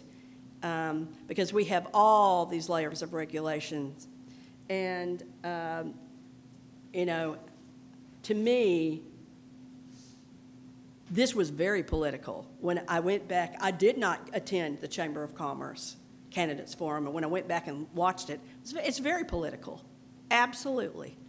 And it should be that we have a higher standard to file a complaint against someone than just taking pot shots for political purposes, because I support your opponent. And I don't think anyone would want to be in that position. And then I'd like to ask, too, the city attorney, did you think that we needed to have these changed? Did you think that we didn't have strong enough? These matters belong to the body. They don't No, I'm just belong asking to you. I'm a council person. I'm asking you. You serve at the pleasure of the council, and that's my pleasure to hear what you have to say. I mean, if you all think you need to further govern yourselves, that's up to you, because I'm not your keeper in that regard. All I do is I get the complaint, I review it for legal sufficiency, do I understand, and I factually bring to you the facts as I have found them to be. I received information from you in this particular instance you've been alluding to in your campaign literature. I received an affidavit from Limebarger, and I received the complaint and all the information. We had that discussion, and my recollection is that you would consider, if you thought you needed to amend your ordinance that governs your conduct. And so here we are. To Mr. LeBlanc's comment, you know, if y'all think that I need to rewrite this, then I'll rewrite it. And that we need further regulations. Or if you want to vote it yay or nay, that's up to y'all, because these are policy matters. They become legal matters once you adopt them. But right now, this is a policy issue. This is an ethical consideration. My job is to enforce the ethics that you decide that you need for your body. As the charter says, the council is the determining factor governing your positions on the council and your ability to serve and your ethics. That belongs to you. And Do you not represent us, though? Yes, I do. Okay, so if you think someone is doing something, wouldn't you speak up? If I thought somebody had done something from me, I'd file a complaint just as anybody else would. No, I'm not talking about that. I'm saying as our attorney. Yes, ma'am. As our attorney, if you thought someone was doing something that would get them in trouble, would you not speak up because you are our attorney? Yeah, if I saw a member of the council participating in something that they weren't supposed to, it would be my job to speak up and tell them. I mean, like I did tonight when I told you not to vote back in work session. Right. And that's what that was my understanding of your job and what you did. And, you know, because to me, the complaint that she filed, she was saying that city assets and a city vendor and all this was used for political purposes, and it absolutely was not. And so now, you know, when you put this in here, it's subjective.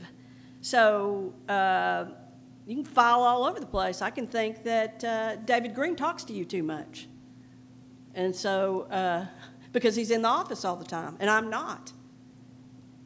So, or he's wasting the time.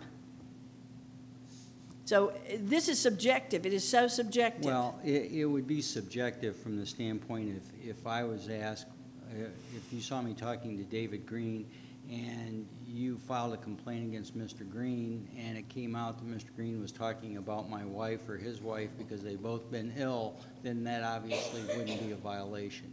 In this case, there was no sufficient evidence to indicate that of which you were accused of in the complaint. We received an affidavit which basically said that the information that was imparted to you was the same information that was available to the general public. And at that point, Ms. Thomas then determined that we needed more clarification in the ordinances, and we had a discussion about that, and that's what led to where we are tonight.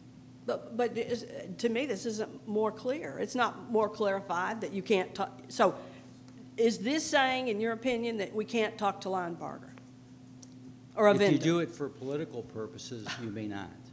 If you... But that's her opinion. Well, let's cut to the chase.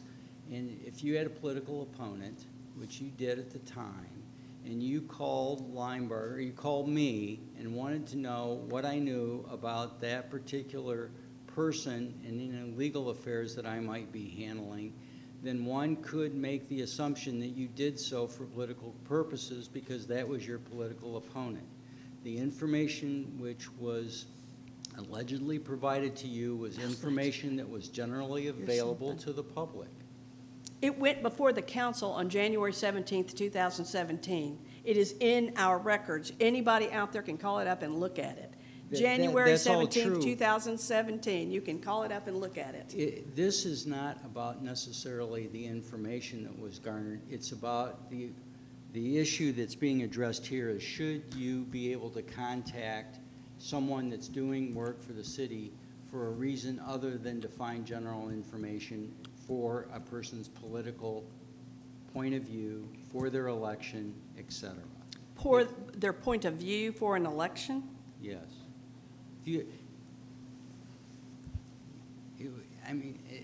She was your political opponent at the time. You made the phone call.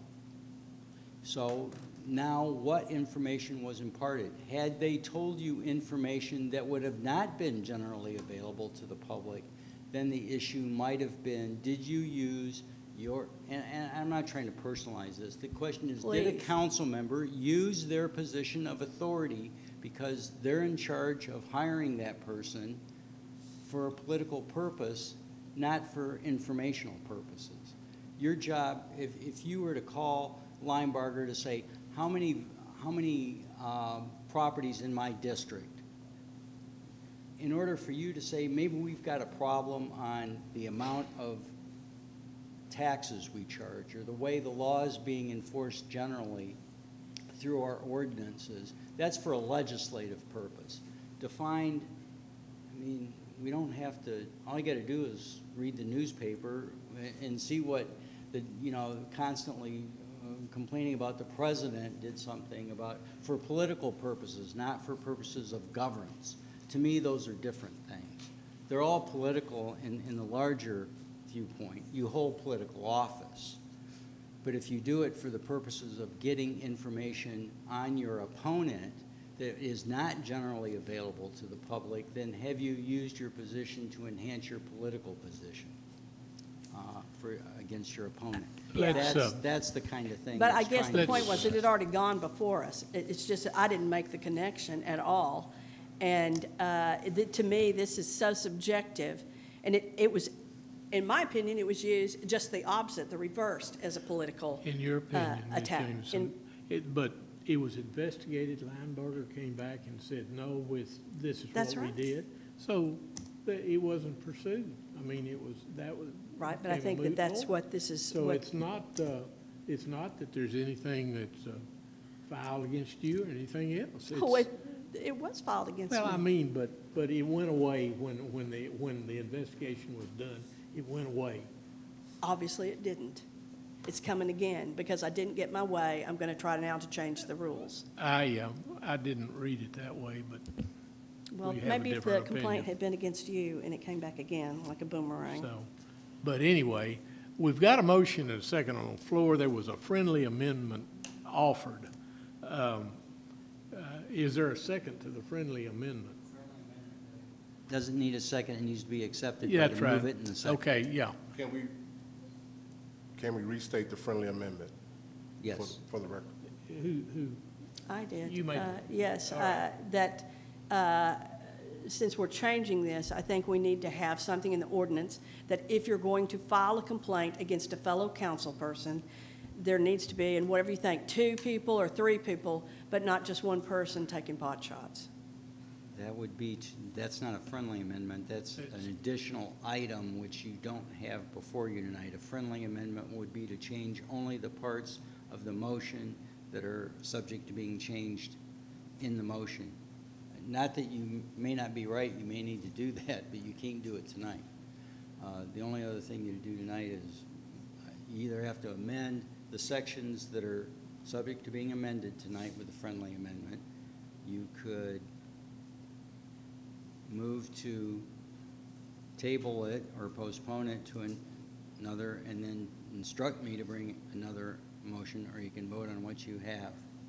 So if you go back and you rewrite it, can you add something like that and then we just vote on the whole thing? Yes? Okay. Or you could vote on this and you could still instruct me to bring back the second change as well, and you could vote on it. there's a motion and a second on the floor. Go ahead, Patrick. Oh, okay. Well, I was just gonna say, I'd prefer to go ahead and vote on this one tonight, because we've missed 3 or 4 meetings where one of us has been out. Let's vote on the main thing and then amend it as suggested. I'm in favor of having 2 people on a complaint.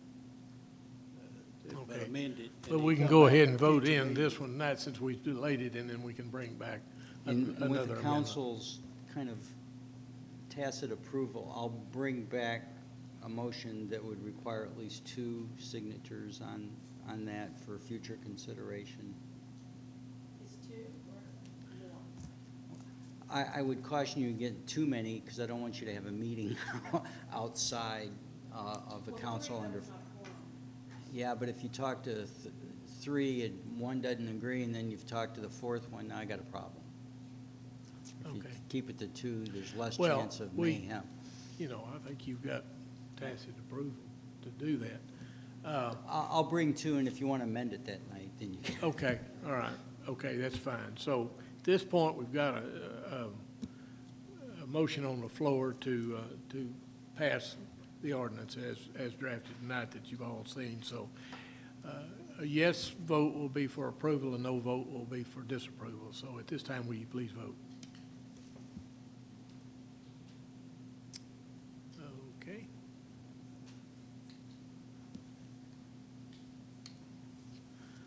All right, moving right along.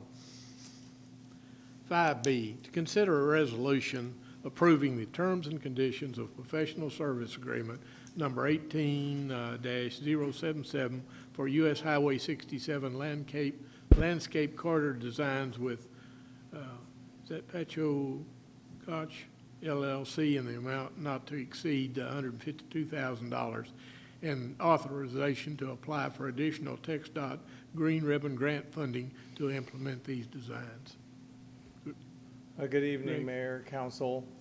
Again, this is the second iteration of this briefing, as we talked about it in the briefing session at the first meeting of the month. Again, the purpose of this meeting tonight is for the approval of the contract awarding Pacheco Koch the design of the US 67 landscape project. Again, just to hit the background, the timeline. So back on 24 January 17, Duncanville, along with Cedar Hill, worked together on the initial US 67 landscape master plan with Pacheco Koch. In June is when we applied for the FY18 Green Ribbon Grant with TxDOT. And again, just for, to reiterate with council and then for any citizens listening in, the Green Ribbon Grant is a grant that we can ask for from the state that we can apply towards the landscape elements of activity in their right-of-way. In this case, this was a good time for us because, as you know, US 67 is being widened, and this was an opportunity to get money from TxDOT to cover all the plantings, all the irrigation that would enhance the aesthetic of the US 67 corridor. Again, in FY18, we worked in conjunction with Cedar Hill on a comprehensive master plan for the entire corridor, stretching all the way south through Cedar Hill. Excuse me. On the 6th is when we presented the landscape master plan, which again was the base concept document that we went to the original grant application. In September, TxDOT designated $486,000 toward the US 67 landscape project. I will show you a map in a later slide, but again, we had 3 major gateways along the entire 67 corridor, one that was exclusively in Duncanville at Cockrell Hill Road at the initial concept. One was a shared gateway at Wintergreen, and then one was further south in Cedar Hill. They originally were having something at the far south, but again, they're working internal to their city on the location of their southern gateway. But so far, we only had the money allocated from TxDOT for the central gateway, which is at Wintergreen.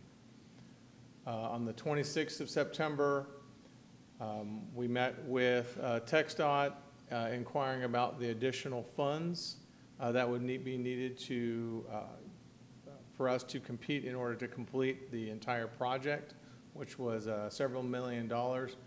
And what we were told by the TxDOT Green Ribbon Program Manager was that we would have to incrementally fund the balance of the project. And again, we'll show the pricing and compete continuously for the balance of the funds. And then in order to continue to remain competitive for those funds, we would have to take our project from just concept phase to the design, which is what brings us up tonight. Excuse me. On the 4th, we did a staff update to the city managers of both Duncanville and Cedar Hill, where we got some additional guidance on how to proceed with the negotiation and the scope of work, which I'll show again to you tonight. On the 24th of January, we completed the negotiations with Pacheco Coke on the design fee. Again, this is a professional services contract, so this is not part of a bid process. Last city council meeting is when I did the initial presentation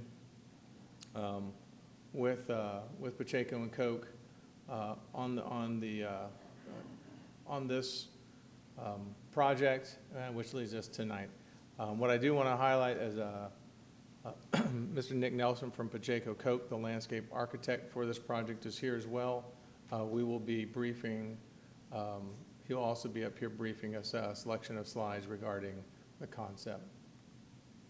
Again, just to highlight the project locations again, you'll notice that this is the areas of that only apply to Duncanville, which is the scope of our contract with Pacheco Coke. Cedar Hill, again, is going from Wintergreen Gateway and then continuing south. Just to orient you to the slides, the red circles represent the unfunded portions of the overall landscape project. The green circle at the bottom, Wintergreen Gateway, represents the $486,000 grant for the landscape aspects. which we did receive those funds in September of last year. Just to run through the blue dash box, the original concept was a sort of continuous landscaping throughout the entire corridor, following the meeting with the shared, both city council, with both city managers. We decided it would be the best use of our time, the design time and the money to pursue areas of concentration in lieu of a full corridor, which is what you see there at Daniel Dale and Main Street. Those have cost estimates for construction of $250,000. And then up north with Cockrell Hill, we're still pursuing the $1.2 million grant to complete the landscaping at that location. What you'll also see is the monument signs of $100,000 at Cockrell Hill and Wintergreen, which are programmed in our out-year budget. But again, that's what those monument signs is something that's also part of our design scope of work currently. Any additional work would be modded to the contract. Yes, ma'am. That's the gateway that we share with Cedar Hill, the Wintergreen. Yes, ma'am. Wintergreen is the one shared. Are they putting in any money, or is this that $486,000 grant? Is that Duncanville's, or is it to be shared between Duncanville and Cedar Hill? So I imagine they're buying their own monument sign. Okay. So yes, ma'am. To answer your question, the $486 for the landscaping is a shared amount of money that cover the landscape and irrigation portion at that gateway. That was the two major gateways for the biggest visual impact were at the northern, the north at our Cockrell Hill Gateway, and then designated it south at a position point. So all I'm asking is that the total amount, 486 for that gateway landscape. 486 is Okay. that, and that's for shared, and then 100,000 that you see there is only for our monument. Okay. Our portion of any hardscape elements, if Cedar Hill also will apply their own money for their part of that location, ma'am. And since it's in Duncanville, do we get a say in what their monument looks like? Like, I don't want it overshadowing Duncanville's monument. We have a say in what ours looks like, informed by what theirs looks like, but they will do whatever they want to do. On Duncanville property? In Well, the at Duncanville the city shared limits? gateway, yes, ma'am. We do get both of them, though. We get a benefit of the overall gateway. Are you yes, saying ma'am. we need to build one bigger than theirs? It is on Duncanville property. The gateways, if I'm right, if I'm correct, the gateways aren't going to necessarily be next to each other anyway, because our gateway is going to be on, which side, northbound or southbound? On the northbound, and theirs would be on the southbound side. So they're not going to be really competing with each. Yeah. Go ahead. So, do we get that grant if we pay the money? Is that guaranteed? That money is allocated for us. Now, what TxDOT has, imparted to me at our previous meetings is that their vision is for the entire corridor to be developed. And if we, what I suspect, ma'am, is that if we are done with 486 at our part, Cedar Hill can still do whatever they want further south. So they may pursue their own, this isn't precluding them from doing anything. It's really, this is what they've given us. This is the shortfall that affects Duncanville. And this is why we're doing our part of the design so that we can compete for the balance of the funds that we need for our project. I don't think I heard the answer. So do we get the Green Ribbon grant if we pay the money? Is it guaranteed? Or when you say pay the money, are you referring to the design contract? Right. It's not guaranteed. However, TxDOT has indicated to us that we have a high likelihood of getting the grant. They have a significant amount of funding available for Green Ribbon grant projects. However, if we don't do the design, we're guaranteed we won't get any more grant funding. So, what do we have to do to get guaranteed?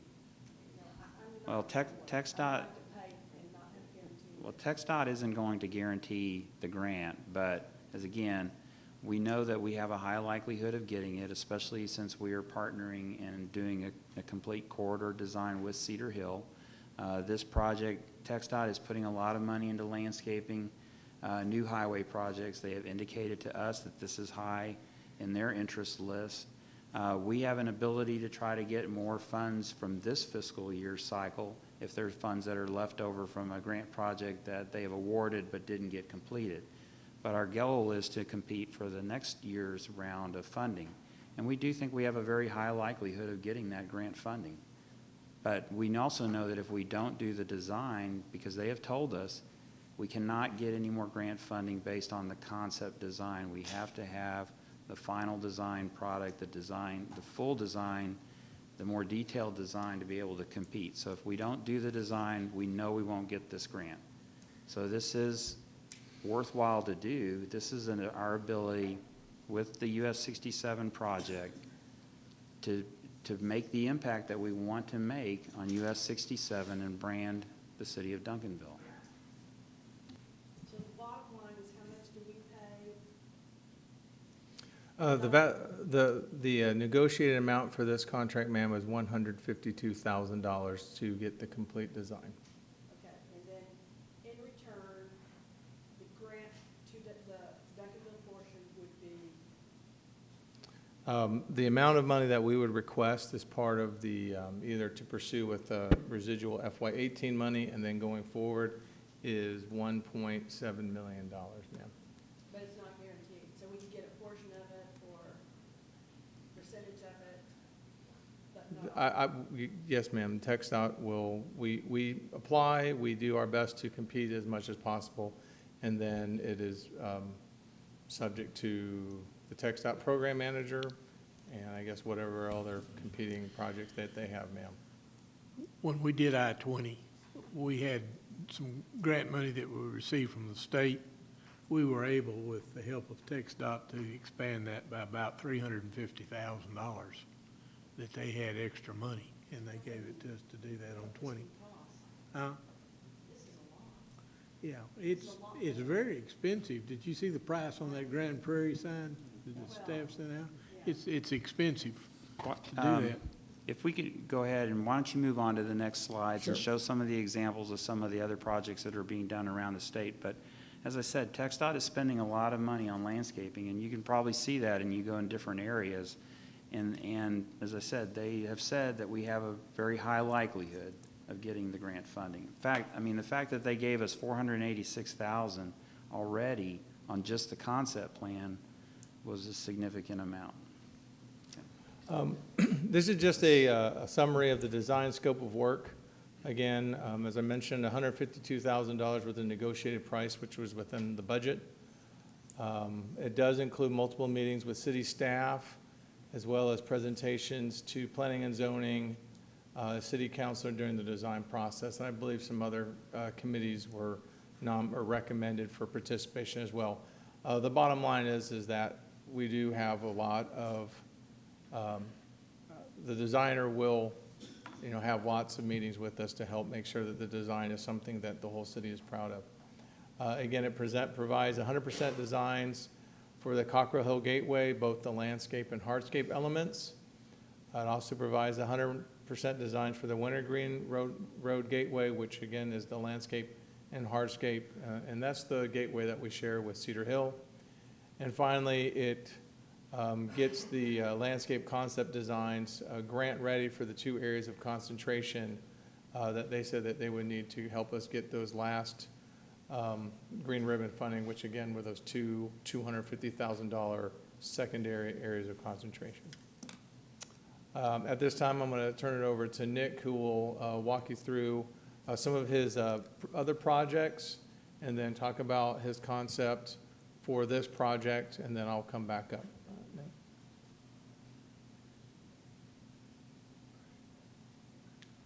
Mayor and council, it's a pleasure to be with you again.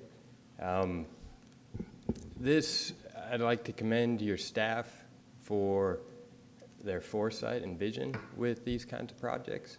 It's rare to see two communities work together, as Cedar Hill and Duncanville have, to pursue this, which has led to you obtaining the grant to this point, but then to see your different departments all come together to work towards this vision as well, working closely with your engineering department, your parks department, your economic development department. It's commendable, because rarely do those hands know what each other's doing in other municipalities, and here that's not the case. They work very closely and work very well together. With these projects, Councilwoman Jameson, your question, it's not a one-time investment. It's not a one-shot deal. And so if there's partial funding for some reason, you can return the following year or in future years with these same documents. So it's not a one and done, only one shot kind of deal. So you're saying that if we don't get the grant money, that we can reapply? If for some reason, yes, that's correct. You can reapply with these documents. And if you have more questions throughout this, feel free to ask me. This is a project currently under construction in Hudson Oaks. These were some of the visioning documents that were prepared, their sign, and then some of the constructed photos of that. With your corridor analysis, we looked very closely at visibility, where you're going to get the most bang for your buck, so to speak. We do this from 3 different perspectives, on system, off system, and then depending which way you're going on that system. And so in doing that, these are other projects that we've worked on in the past with our staff at other places of employment, including the Chisholm Trail Parkway and the President Bush Turnpike. So this is kind of the scale and magnitude, if you're familiar with those projects that we're talking about for the Highway 67 corridor. And these are other examples that are going on around the state. 121 was just implemented last year. We were not involved with that project, but again, it's another TxDOT project of similar scale and scope to what we're referring to. And so your concepts have a few different layers, being a functional landscape with pollinator habitats that we discussed, as well as the aesthetic and the branding component, the physical application of branding your community, and to set it apart from the other communities along the 67 corridor. And so this is a rendering of what that was used for the grant, of what this future landscape may look like, and that's our intent for it to look like. Things you see on the right, for example, are placeholders with that monument. The monument is not designed, so to speak, but there was a placeholder put in the grant document so it could be budgeted and funds set aside for that purpose. And so moving forward, that physical design of the monument will take place with your input and your community's input, as well as the details of the landscape. Wintergreen is another example of how this concept would apply to a different location. The intent is to use low maintenance plants that are native to Texas. This benefits the pollination habitat as well as reducing maintenance costs and future needs in that regard. And there will be perennials that will flower along with that. These are planted to have a variety of bloom cycles, meaning things will be blooming at different times throughout the year, so you don't have any one particular season where it all looks dead. As well as the evergreen shrubs will be an important component of your design. So these are various types of monument signs around the area. Some that we have designed, some that we have as placeholders in your design, and some that are currently constructed in neighboring communities as well.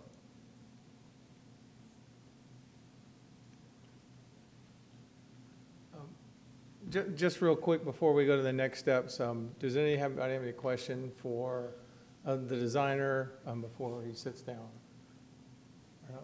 Yeah, quick question. I know you did the concept for both Duncanville and Cedar Hill, and now we're going into kind of the final drawings.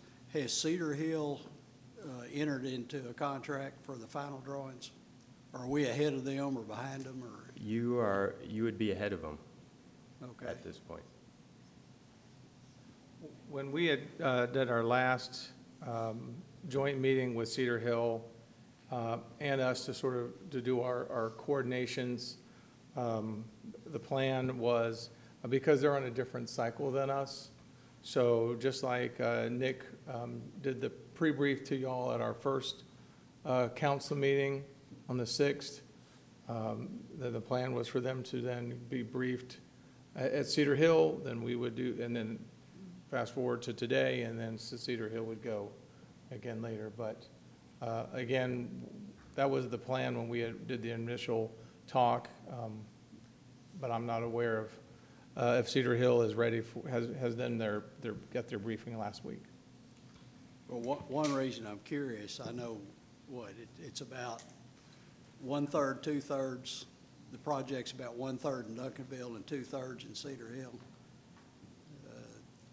Just length of going up and down 67. Lengthwise, yes.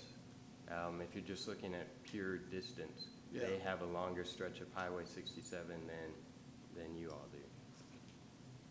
Do they have more bridges, more crossings? Yes, they also have more crossings.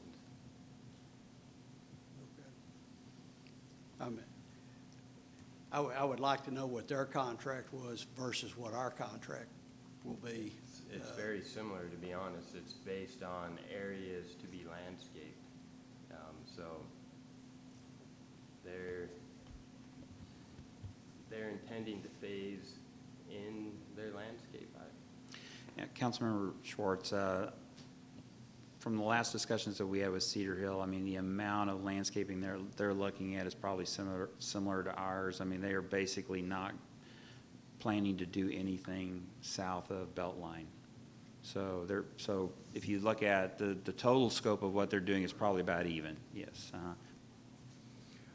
Yes, their intent was to sort of have very similar to us, which is one major gateway in the south, and then some areas of concentration, sort of like we are. I don't, how many bridges they're going to do.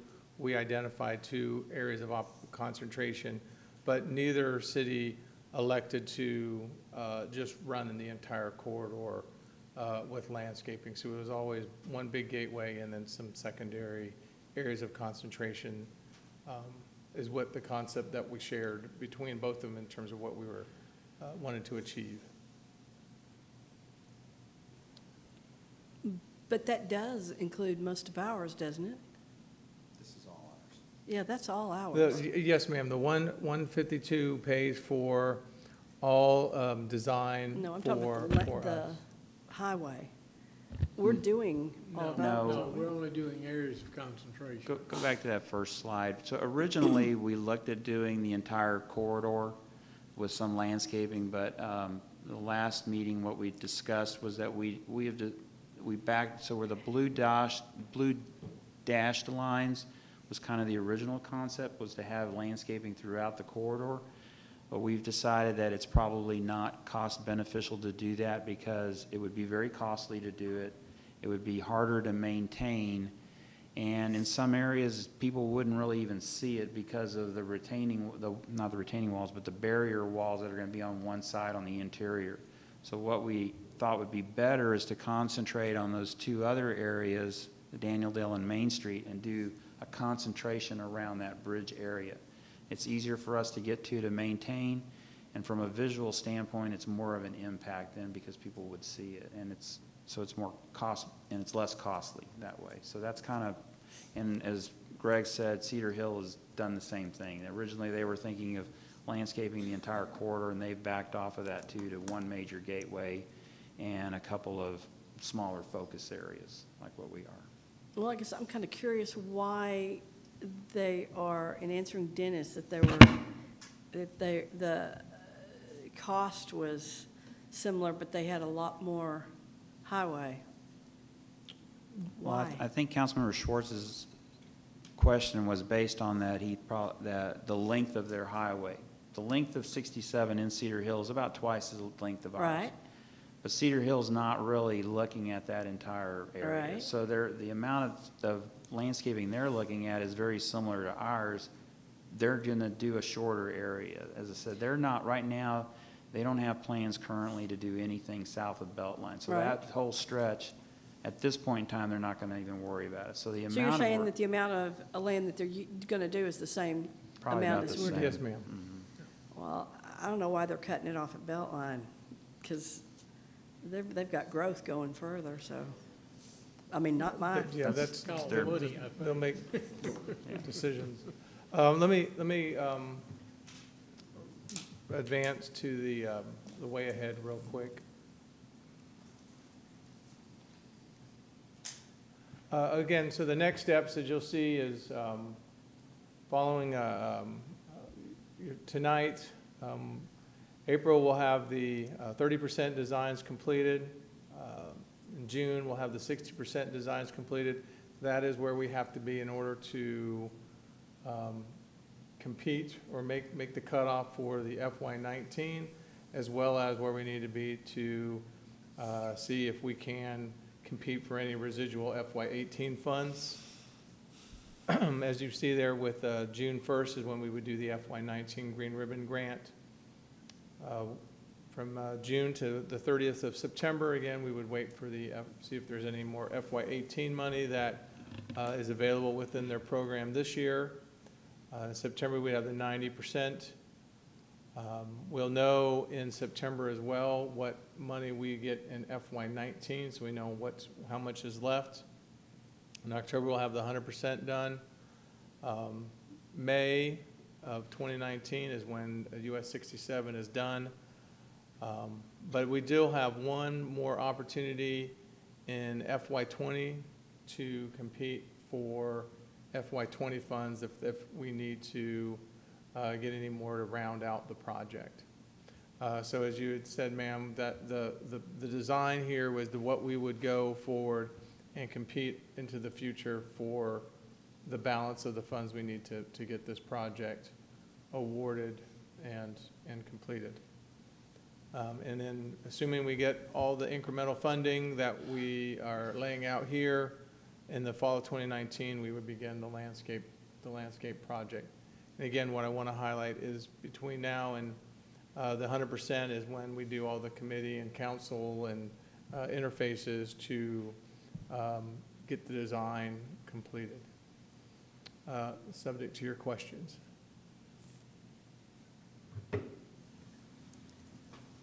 So if we pay $152,000, then we just keep applying for grants Until they're funded, yes, ma'am. until they're funded, and if they turn us down, then we just apply for the next one? Yes, ma'am. Through 2019.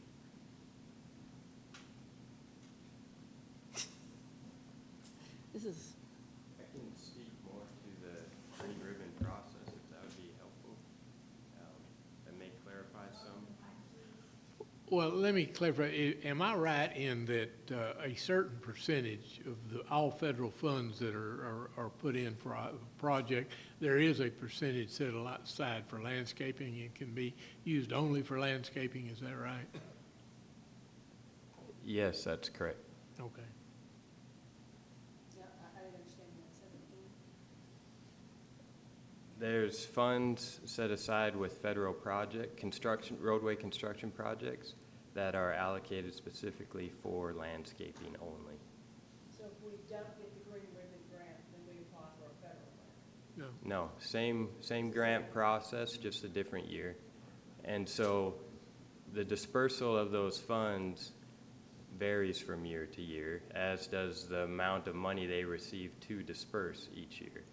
So for instance, 2 years ago, they had $10 million, And last year, I think it was reduced. I'm not sure what the exact dollar amount was. So that varies based on whatever is given to them by the legislature.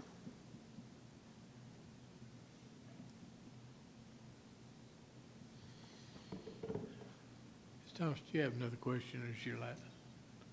Okay, I think that's all the questions we got. Thank you very much.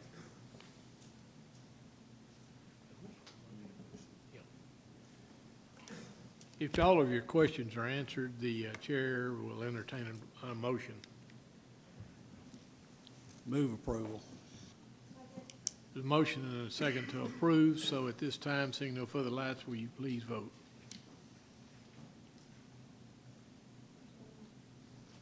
Okay, thank you. Item number 5C is to consider a resolution adopting resolution number 2018-019 to provide for the appointment of members to the Citizens Board Advisory Committee, to the Citizens Bond Advisory Committee. Well, Mayor and Council, as we discussed in the work session, the council established a bond advisory committee by structure under Resolution 2018-019 at the last meeting. In the interest of time, I'll just, if you want me to, I can go through real quickly about the bond advisory committee, or do you just want to go to to naming the members to the committee? You might explain a little bit Okay. about what it is. Okay, so as we discussed with the council before, the idea of establishing a bond advisory committee is to provide recommendations to the city council on whether to go forward with a bond election in November of 2018. We discussed with the council, and this resolution that establishes the Citizen Bond Advisory Committee charges that committee with the purpose of evaluating the community needs and then recommending a prioritized list of projects to the city council in time to determine whether the council wants to call a bond election in November. Right now, based on the timeline, we believe that the advisory committee would have March, April, and May to do their work and then provide a recommendation to city council. Some of the things that they will look at, or that we suggest that they look at, are considerations given to infrastructure needs, facilities, and health and safety needs of the community. That they also should look at the amount of bonding capacity that is available under the current tax rate and make a recommendation to the city council on the scope of the bond. And also they should look at the recommendations of the comprehensive plan and the Parks Master Plan that was recently updated as far as the recommendations in those plans and what types of items would be most beneficial or only be able to be done by a bond. And then look at any other community needs that may come to light that haven't already been identified. As I mentioned, the committee would meet through the months of March, April, and May and make recommendations to the City Council in late May. And the council would then be able to take that list and decide how you would want to structure a bond proposal. The target date is July, when we have to notify the Texas Attorney General's office if we're going to do a bond election and what the projects are and what the estimated costs of those projects are. So that is the target deadline. The resolution that established the committee also established certain membership on the committee.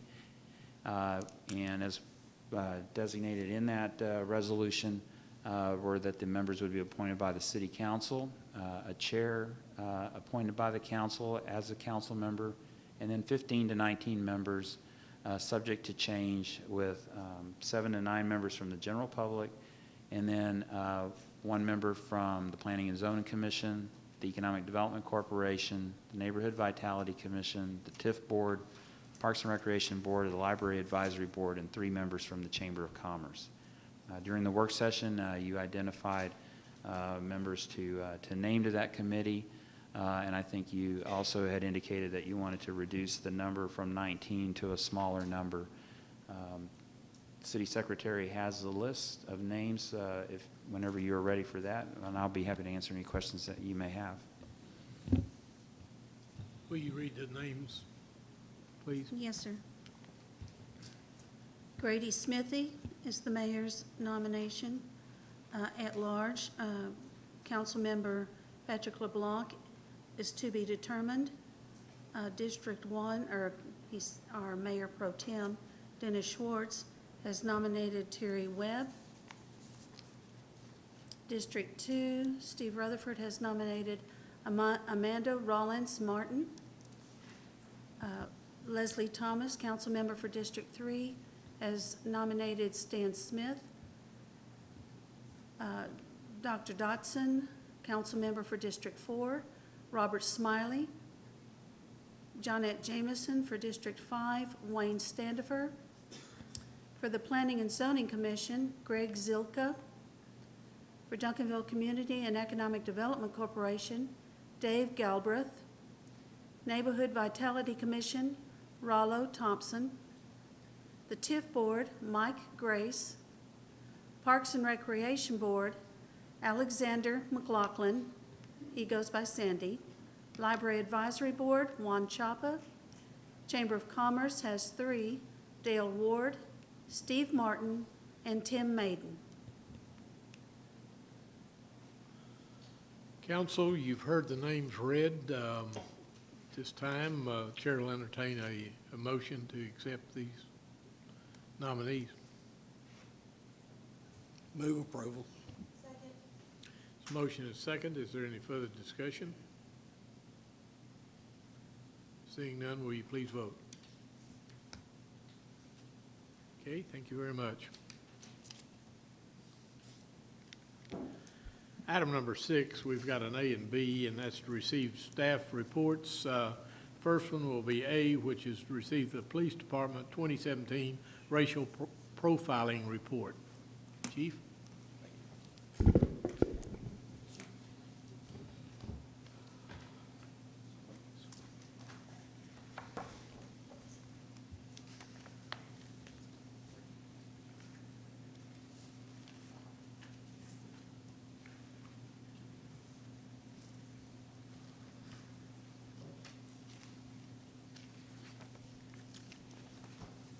Good evening, Mayor and Council. Thank you for this opportunity to present our 2017 annual report on racial profiling. The report that you have in front of you is our racial profiling report, and it has been completed in accordance with the requirements set forth by House Bill 3389 of the 81st Legislature, State of Texas. The statute states that this report has to be presented to the governing body by March the 1st. It also has to be submitted online to the Texas Commission on Law Enforcement. The Duncanville Police Department is responsible for what is referred to as Tier 1 reporting. Tier 1 reporting is a partial exemption from racial profiling reporting because our traffic stops are audio and video recorded. All Duncanville Police Department motor vehicle stops are video and audio recorded. These records are maintained for a period of 90 days. Police supervisors periodically review recorded motor vehicle stops to ensure that bias-based profiling is not occurring within the Duncanville Police Department. Tier 1 reporting requires that the Duncanville Police Department tracks all motor vehicle stops that result in the issuance of a citation or an arrest. So what I'd like to do very briefly, if I may, is just walk you through some of the important information that's contained in that report. If you look at the memorandum, that should be the first page in the report. It's dated February the 20th, 2017. The first paragraph simply states that the Duncanville Police Department 2007 racial profiling analysis is attached. It's inside that document that you have. And this analysis was performed by the University of North Texas under the direction of Dr. Fish and Dr. Trolson.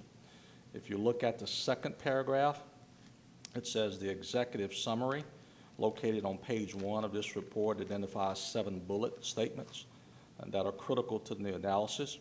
The bullet statements indicate that the Duncanville Police Department is in full compliance with all statutory requirements regarding policy formation, training, public education, complaint filing, and we've met all the mandated deadlines for compliance. And then last but not least, if you look at the third paragraph, it says during 2017, the Duncanville Police Department received no complaints alleging racial profiling from any of the motorists. If you open the packet, please, and look at page number 1, at the top it says Executive Summary. Those are the bullet points that the memorandum is referring to. Again, it simply states that the Duncanville Police Department is in full compliance with all of the racial profiling laws. As you turn the page, if you would turn to page 4, at the top it says Analysis of Data. The very first sentence says, the first chart depicts the percentages of people cited by race amongst the total of 2,825 citations given in 2017. If you move down to the chart, as you look at the chart over to the very left side, that percentage is the population of those various races in our city, our county, the region, and the region consists of 16 counties in Dallas-Fort Worth area, and that lists the counties at the very bottom of this page. And it also lists the campus population, which is Duncanville High School, of those various races. And then also it lists the percentage of citations issued to those races. If you continue to turn the page, please, to page 6.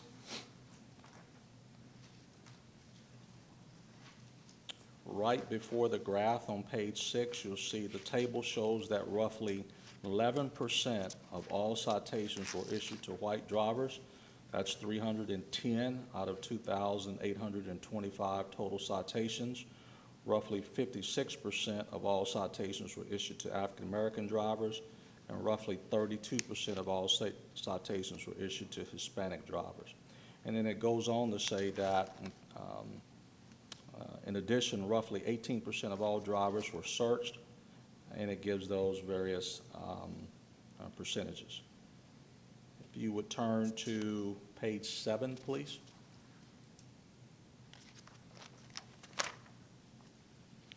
If you go down to the second paragraph, it begins, the bar chart below presents the percentage of drivers who were searched by consent within each racial category. It says overall, less than 1% of all citations resulted in a consent search.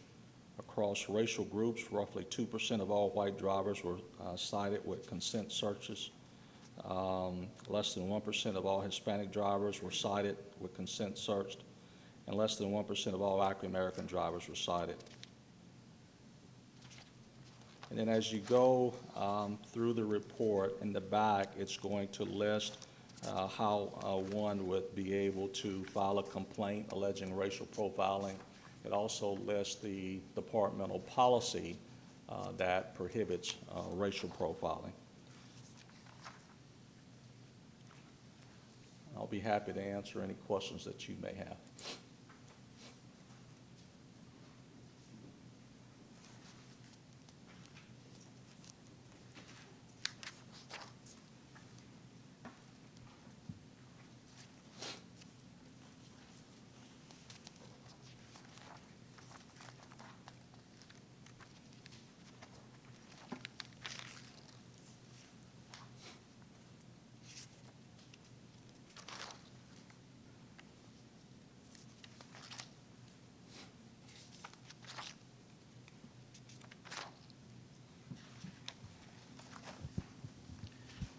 Chief, based on the study, was there any indication that there is racial profiling by the Duncanville Police Department? No, sir. And that's a very good question, Mr. Hugman. There are a number of things that police executives look at to try to determine whether there's any bias profiling within the department. The first thing we look at is we try to determine very carefully complaints alleging racial profiling. And in 2015, 16, and 17, there was no complaints alleging racial profiling in the Duncanville Police Department. Secondly, what we look at is the race and ethnicity isn't known prior to the stop in 99% of the traffic stops that our officers make. And thirdly, what we look at is we have our supervisors periodically look at recordings of those traffic stops to determine if they see anything that would concern them. So to answer your question, no, sir, there's nothing that concerns us.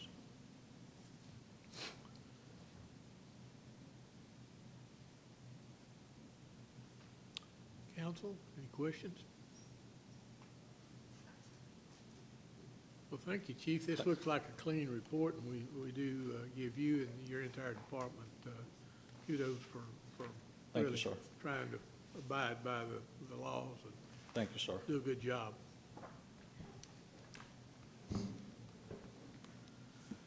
Item number 6B is to receive the library quarterly report.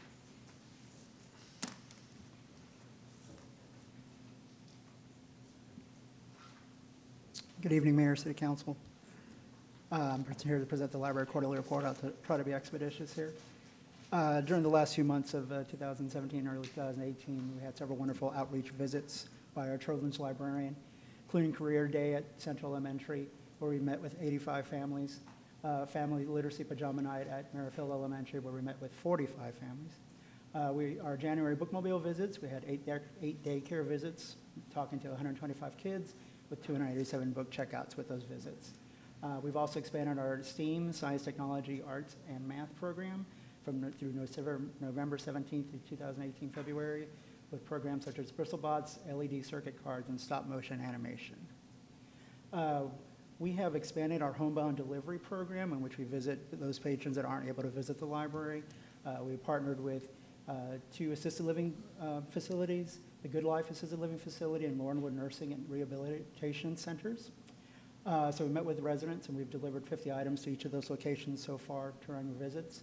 And we also received a generous gift from the Friends of the Duncanville Library to purchase audio equipment, CD players, and headphones, so that those residents who aren't able to read or physically limited can take advantage of our audio materials, and they can borrow those as well.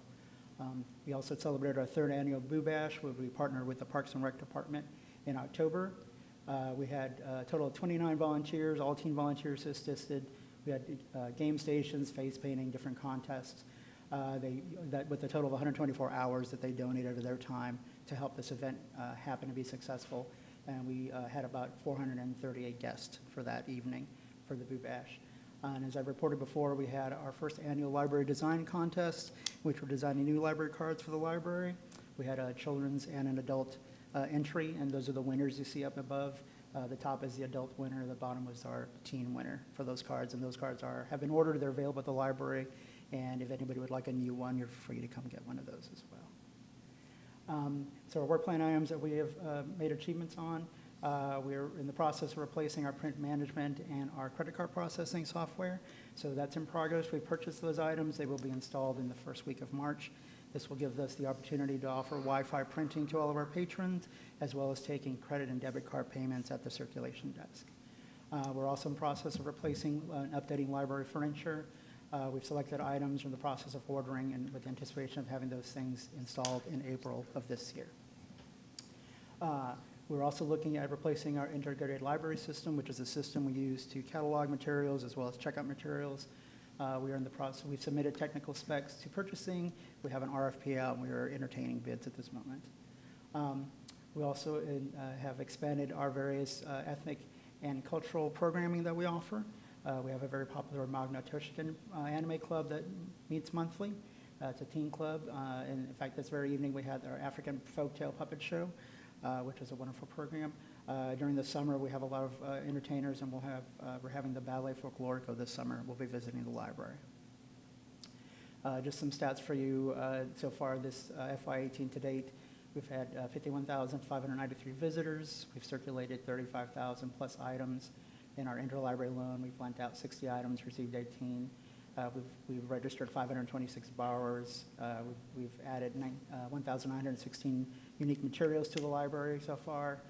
We've offered 110 different classes and programs with an attendance of 1,940 people. Our computer usage is always popular, with 9,700 unique logins, necessitating 7,222 hours. We've had 1,722 reference transactions, individual transactions with our patrons, and our volunteers have given us 724 hours of volunteer time this year. So, are there any questions? Thank you very much. Questions? Thank you very much. It is now 8:56, and I'm going to, Mayor, you need to recess this meeting. recess the meeting. And Right, and we reconvene work will, session. we will reconvene our briefing session in the briefing room. Now, this is open to the public. We've got 3 items that we did not get completed. One is dealing with the exterior of the Duncanville Field House. Another one is the annual city council calendar. And the third is discussion on board liaisons, the city council board liaisons. So we will reconvene in there. I'm recessing at 8:56 here. We'll reconvene in there, and then I will, when we're finished with this business, then we will adjourn the briefing session. And in there, I then will adjourn the city council meeting.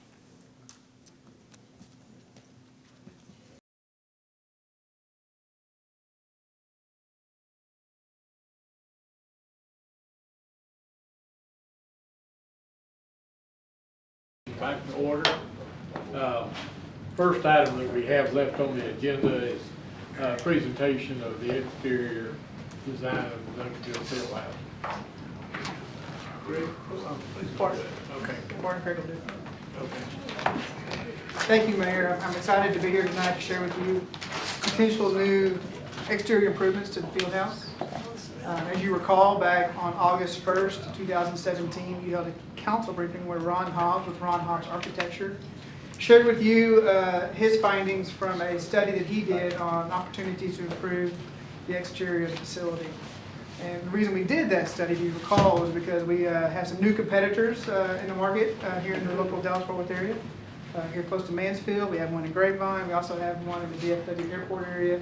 So we're not alone. So we want to take a look at our facility. It is aging, and find opportunities to improve the aesthetics. This was a summary of Ron Hobbs' recommendations. You see it's about $1.2 million. There's a number of items there. So what we did was we took this information at staff level and we tried to break it down into finding kind of the low-hanging fruit, if you will. So we obviously don't have $1.2+ million to spend on the field house. The first thing we did was we removed 3 of the 4 murals from the building. They were obsolete. Some of them were in disrepair. We did leave the one on the front, and we plan on leaving that currently. We may update it, but we'll address that at a later time. But at this time, it's going to stay. Again, as you recall, back during the budget process for fiscal year 18, in the hotel occupancy tax fund, we did allocate $200,000 for facility improvements and marketing for the field house.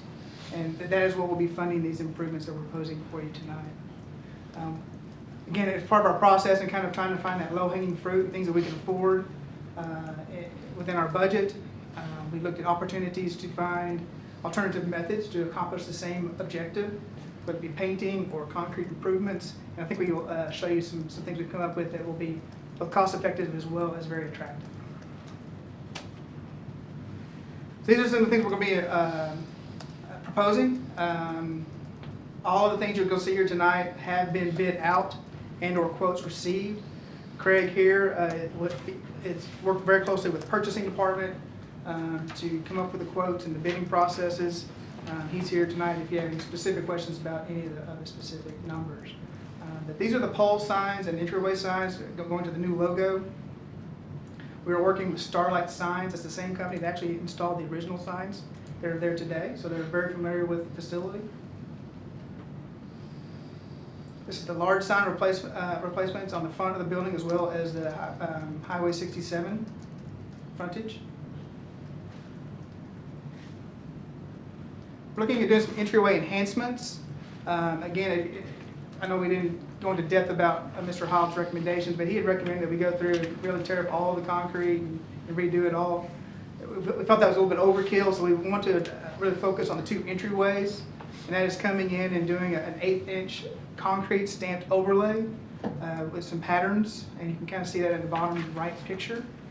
We went and saw this exact application done with the city of Irving, as well as I went to the city of Grapevine. So it's being done, and it looks really, really nice. And it's at a fraction of the cost of going in and tearing out all of the concrete and redoing it. So looking at doing the 2 entryways, the main entryway there on the south side of the building as well as on the west side of the building. Doing the entire exterior painting. We have 2 renderings here. We showed you 3, I think, in Mr. Hobbs' presentations. But we want to focus on either doing an earth tone color or a gray palette. Just as a point of reference, we're doing a gray palette at the senior center. We've been working with Dr. Dotson both for the interior as well as the exterior. We will be painting the exterior of the senior center this year, and it will be a gray palette. So if you guys have any recommendations on that, we certainly would welcome those at this time. But again, we're looking at doing earth tones or the gray palette, one or the other. So.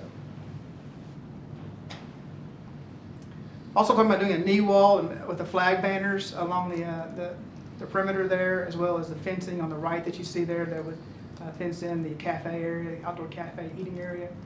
And so that's what's shown in the presentation from Mr. Hobbs. We went in and did cost assessments and actually quotes and bid out all of these items just to try to figure out how much was on the cost. This low-hanging fruit, and you can see there we have identified about $295,000 worth of work, but we only have $200,000 to spend. So we wanted to break it up into phases, and I'll show you that in the next slide.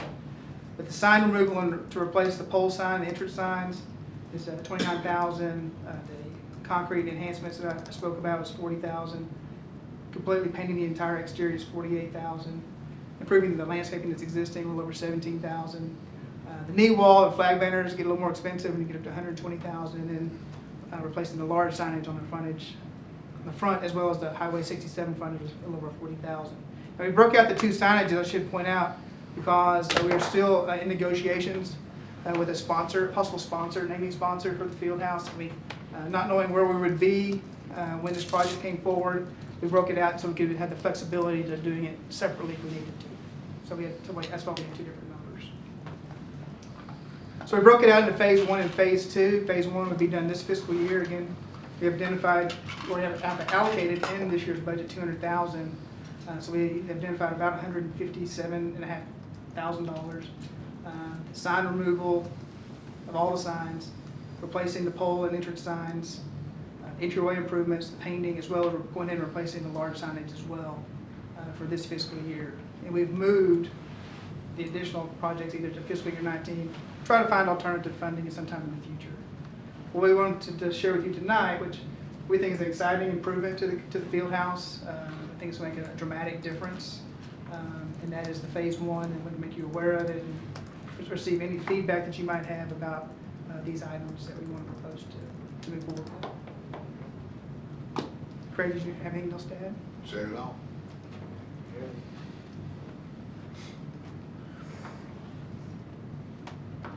Should also mention that the remainder of the $20,000 will be spent on marketing as identified in the fiscal year budget that was approved. So. Yeah. One of the things too, just to mention, is on the signage. That one. We still have had discussions about a naming sponsor. We're still hopeful that that will come at some point, but we need to move forward. So as you can see with this signage, though, it will still allow us to add signage for a naming sponsor if we get that, if we do that. And then of course we would have other contractual terms in there, but this doesn't prevent us getting a naming sponsor. And what we didn't want to do was spend money on new signage and then have to go take it off for a naming sponsor. So this signage would stay, and then we could add that naming sponsor. So we're ready to move forward with these improvements that Bart has outlined. We just wanted to show that to you, what kind of circle back around from the original discussion that we had when Ron Hobbs was here, show you what we've been able to do with getting better cost estimates and on some of those things and breaking them up into smaller pieces.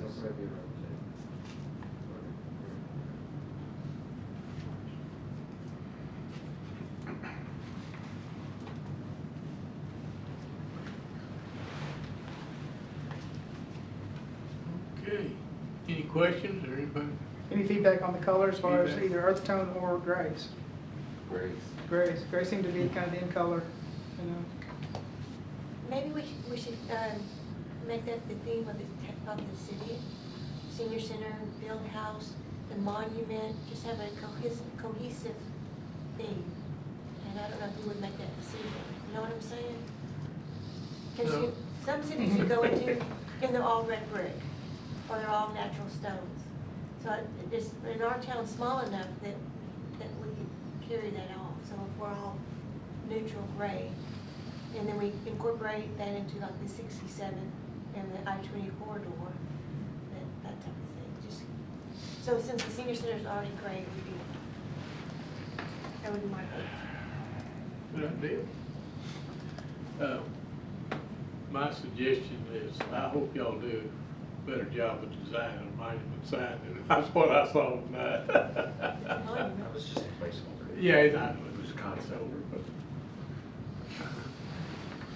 So is gray all right then? Okay, we'll go with the gray. Yeah. And then we'll move forward. So Craig, when do you think we'll be able to start on these improvements? 2.5 weeks lead time to get the signs down. Painters and flooring is ready to go on cue. Well, signs is first priority. I know y'all have been waiting a long time for Really the long signs time. to come down.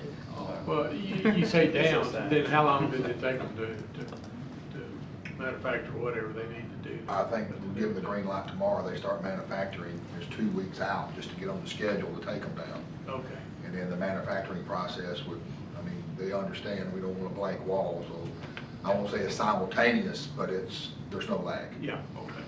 There will be a short time, though, that we'll be painting the building. We'll paint them in Oh, the yeah. building. We'll take the old signs down, paint the building, and then come back with new signs. Yeah. For the ones that are on the building. Yeah. New sign, bring that out of here. You're gonna get it. Adios, Bob Knight. Fine. My district has been Fine. Fine. Thank you. Thank you, Bart. Okay, next item is the annual calendar.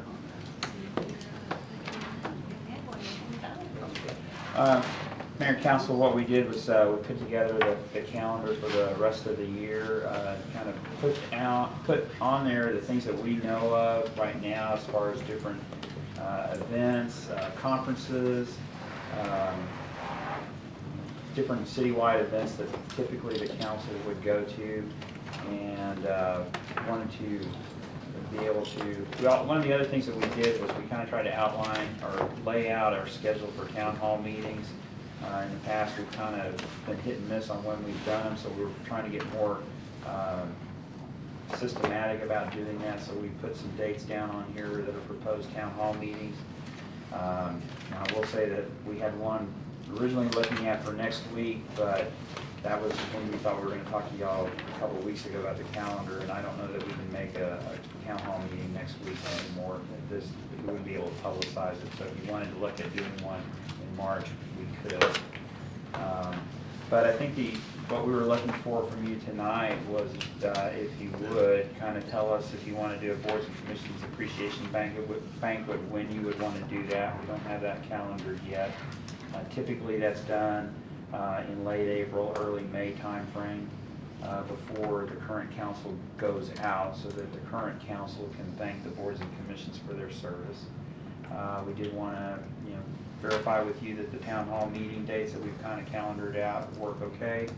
The budget workshops, and then if you want to look at some potential dates for a city council retreat, we could go ahead and start looking at some venues and things like that. So that was it. It really is however much you want to do on this. I'll throw it open to your all's discussion. You don't have any Best Southwest dates on here. Are they not as active in like the transportation luncheons and don't they have one? Well, They don't have They're not specific dates, do they? We don't have those for transportation. they always have that April, every Friday in April, and that's always in April, in August, I'm sorry, every Friday in August. Is that Oh, just the legislative? that's the year, right? legislative breakfast, right? Yeah. And I don't, and I think they have decided to do that, because the Best Southwest Yes. Board meeting last Friday morning, they were talking about that. So yes, those are gonna be every Friday in August in the mornings. We can get those added on there. But the rest of the stuff is the way they divide that up is the 4 core cities will each take a quarter where they will be responsible for organizing the meetings. Our chamber has a monthly meeting, a chamber meeting, and then in December, we always have the 4th quarter, or we've had it in the past, the 4th quarter, and then we're responsible for the December meeting, which is kind of a biggie.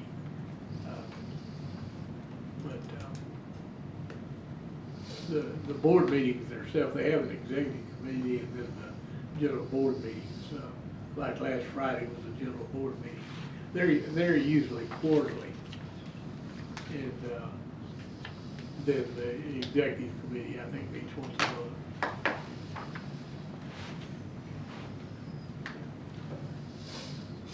I'd like to see the July 3rd meeting canceled and maybe the December 18th meeting canceled.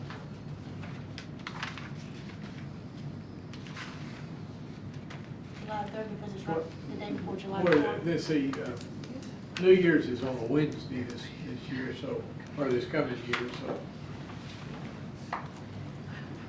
The first and third, first Tuesday would be Tuesday, would be in no. January 1st is on a Tuesday. The next Yeah, January 1st on a Tuesday or Wednesday? Tuesday. Tuesday, okay.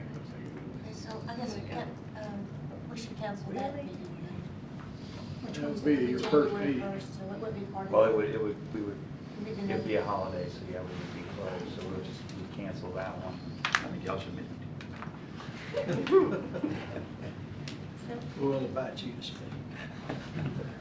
You come down and tell them maybe What's it like not beforehand, to have you got a 2 meeting? minutes to tell them they ought to have a meeting.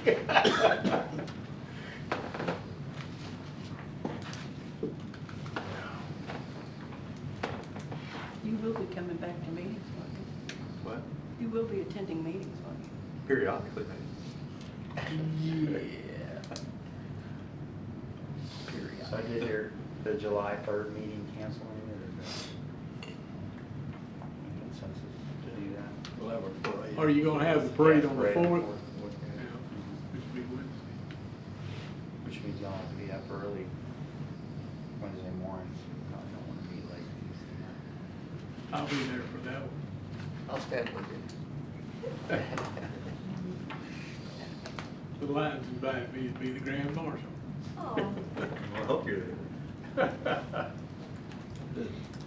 Do we know when the fire and police banquets are? Yes, those are going to be in August, and so we're doing something different this year. As you know, the fire banquet has always been in August on a Saturday. We're going to do the police banquet on the Friday night beforehand, so that we're using the senior center for both events, be able to set it up. And the police department's going to do a more formal type awards event this year, similar to fire. So that's on August the 10th and 11th. That's on that calendar. Yeah, I see.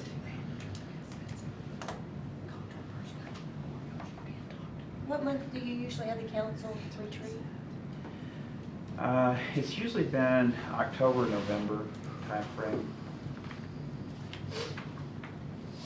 Usually we juggle around TML, NLC, and the Smoking Blues and Barbecue and the Ben Franklin 10K.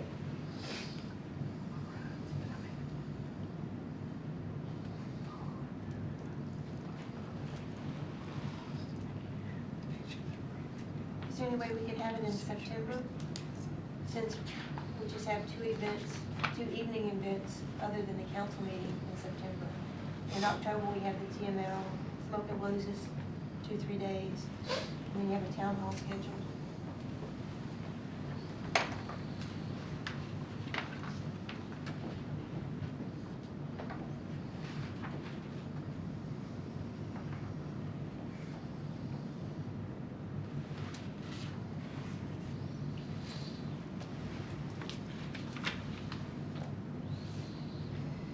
So Mary, are you gonna update the calendar before you hit the door? No, this, look at Kristen. Girl.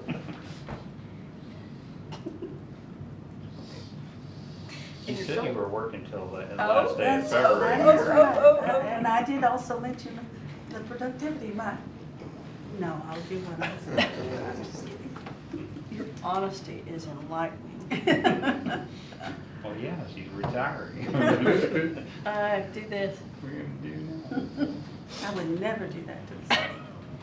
So the last weekend in September the 28th and 29th?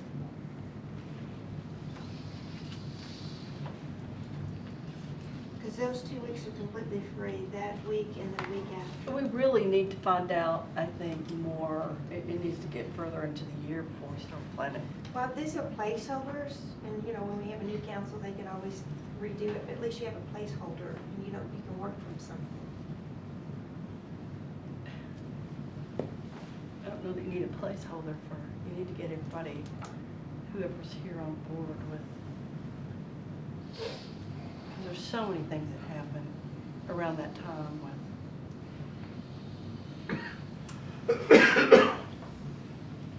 Well, the only thing I know, it's not, I'm gone, but it's easier if you're gonna book wherever you're going. It's easier to get a place booked if you can get it booked pretty early. Sure it is, but it would be probably in May too, after, kind of find out after the election, and find out who's here and what their schedule's like. And I think if we can nail down the retreat time frame in May after the new council, that's still enough time to find a venue and get on the reservation. So make sure that we do it in May, because, you know, having a family in a calendar, this really helps me so that I can plan ahead for my family's business. And in my family's business, I need to, because things happen, I mean, we're just told that, you know, this is coming up or we have this. And if something's already planned, I can't do anything about it. So is there a way we can get the Best Southwest dates on there for things that they have, events that they have scheduled? Well, we have scheduled the ones that we know of, like the Red Luncheon, which is coming up in March. They have the Tech Talk meeting at the town hall. That's all Yeah, I'm sorry, but I thought we had the Best Southwest Red Luncheon on here. I think that's March 22nd. Is that right? A lot of those things are developed by their committee during the year. I'm not right sure that they plan a whole year, except for things like that Red Luncheon. Yeah, there's some that are, and we'll get those on there. The Best Southwest Red Luncheon is on the 22nd. But we'll check, and we'll get those legislative ones on there, because I know they just set those Friday. And if we can find out when the next transportation luncheons are, at least whatever schedules that are out there, we'll get those on there. Yeah, I understand it's a work in progress. What about the regional TML meetings? That's once a year, and it's usually right before, it's set right before you go to TML, because it has to be a certain length of time, a week or two in advance, so that they can get any resolutions that might be adopted. They can get them submitted, so there is a time frame in there. So when is TML this year? October 10th through 12th. You probably, late September would probably be a good time. So we can't schedule the retreat between TML.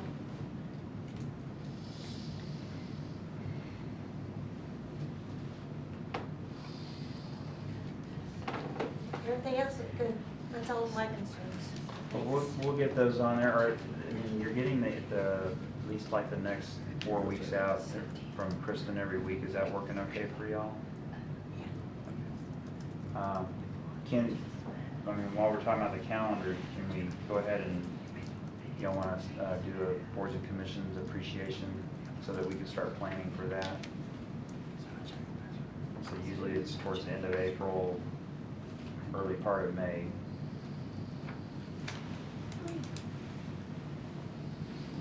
I think we've done Thursday, Tuesday. Usually I think it's Thursday.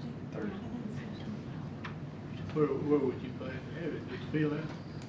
Yeah, that's where we had it last. Yeah. Yeah, It works out pretty good.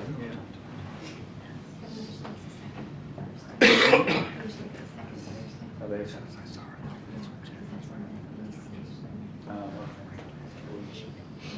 That's why she remembers.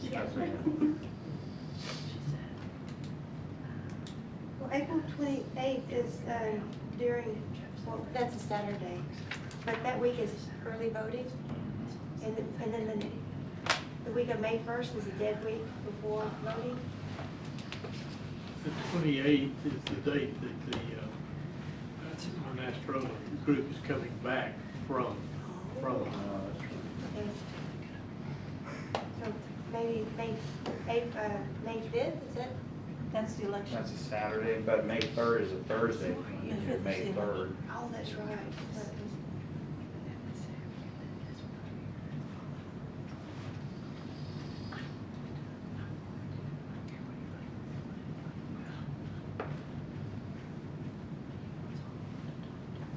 It could be.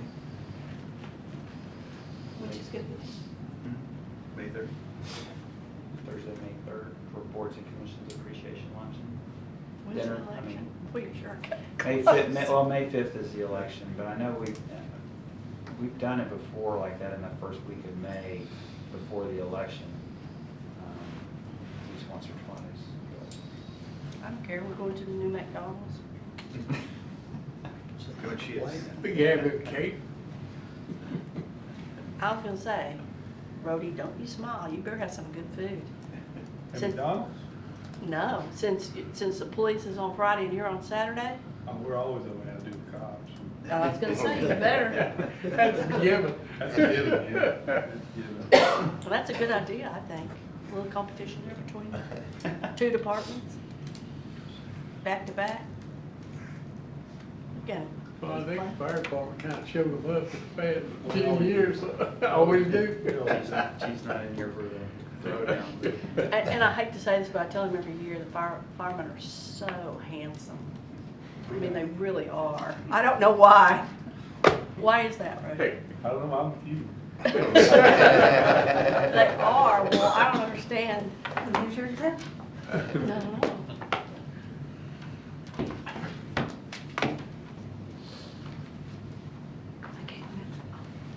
So is May 3rd, then okay for luncheon? Okay, all right, dinner, May 3rd, boards and commissions. Is that all you need on this? That's really, yeah, I think that's the most important one that's coming up soonest that we wanted. Oh, and, well, a town hall meeting. Do y'all want to do a town hall meeting here, maybe in March? We've typically, the last couple of years, have done one in January, February, March timeframe that's been a budget 101 and then budget input. We're looking at a town hall in April. And right now, what we're looking at is that one being a code enforcement discussion. But we could also do that as a budget, So we're what are having y'all two? doing? What we're doing is trying to look at doing a town hall about every other month. So we were planning one in February, but We can move it to March. we can, or we could just not do it and wait until April, and we could do, if the council, tell us what y'all would like to do the town hall meeting on. Like I said, I think the we were. budget is the thing that you I think we should talk always have about, a because that's budget. budget time.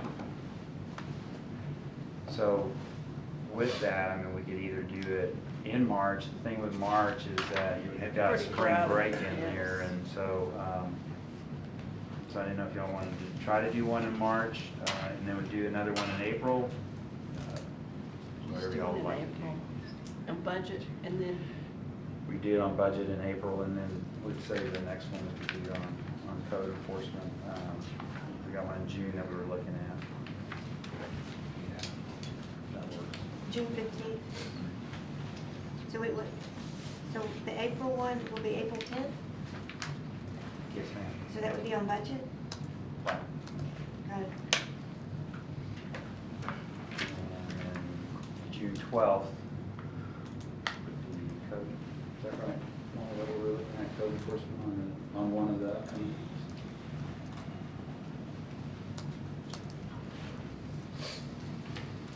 And then Unless obviously, y'all want to, and if y'all have other ideas, if y'all want, I mean, this is really what y'all want to do for a town hall, so I mean, this is just some ideas that we have. If there's something else that you'd rather do it on. Well, something may come up between now and then. Yeah, and some, right, something may come up that might be more appropriate to do, so We this just is switch it, flexible. Yeah, that's why we haven't really scheduled any time, so. But at least now we got a couple of months ahead, you know, looking how to plan. can we get a hard copy of this calendar? Mary said she was gonna do it before she left. And then, understanding that it's I a work heard in it. understanding it's a work in progress. Yes. We will get you a hard copy of the full year. I mean, we can do that once a month, give you the updated hard copy. I mean, I think it's good, Kristen's sending it to you once a week, at least for the next 4 weeks out, because things are gonna come up too between now and the next couple of weeks. So as things come up, we try to get them. So we're not doing July 3rd, is it? And we're obviously not doing January 1st. Do we still want to have the December Well, 18th? the only thing that I would say right now is I would caution about skipping 2 meetings in a row because of, again, if we don't know, you know, if there's P&Z items that are coming forward, then because of the laws, you know, they have to be heard, if there's zoning cases or something, so I think that's something we could look at as we get closer, but right now I would suggest that we leave it in there. Well, it's like this year, it was essential that we have it. You know, we had kind of penciled it in if necessary. What was the essential part of it? I recall We that. had some zoning cases, wasn't it, and we had to clear something we had I to don't clear. remember. It was the bond. Bond. Yeah, we wanted to get it in before, for this election, the spring election. Yeah, okay. And we didn't need to You had do a that. zoning case, I wasn't here, but you had a zoning case on Yeah. the school, Yes. or on the church. Yeah. Big Stone Gap. Yeah, they were under the gun on that. So that's what it was the church.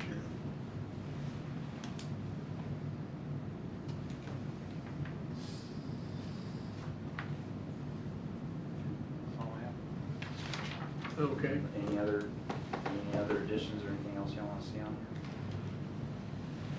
there? Okay, the third item, and our last item is discuss the city council board liaison. So, what do you want to do on I think with all the controversy we've had, we ought to eliminate the liaisons, council liaisons. that? No, that doesn't preclude anybody in this going to. Yeah, we still go to meetings, we just won't be the official liaison. I don't know what the difference in an official liaison and someone who just goes to the meetings is anyway. Yeah, it's probably very little, but you're not restricted. I mean, we could go to any meeting we want to anyway, but right now, I'm the liaison with planning and zoning. So I'm the official liaison. I go to those meetings, I sit out there, I never speak at them. I just like to hear the public comments, because sometimes they change when they come to the council. Oh, yes, I know. That's And so exactly what our point was, that things change by the time they get to the But there's nothing that prohibits us from going Right. to any meeting, and sitting there as a council person. And just do away with this title of liaison. Yeah. Doesn't matter to me, because we never had it before Linda Humble. And, you know, if you wanted to go, if you were interested in something, you wanted to go, you went. And,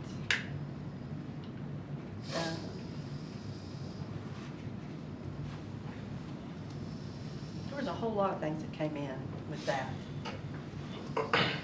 Well, it doesn't matter to me, but I thought the liaison was just somebody that the committee could, that's who they could go to if they had questions or something. It was just a liaison.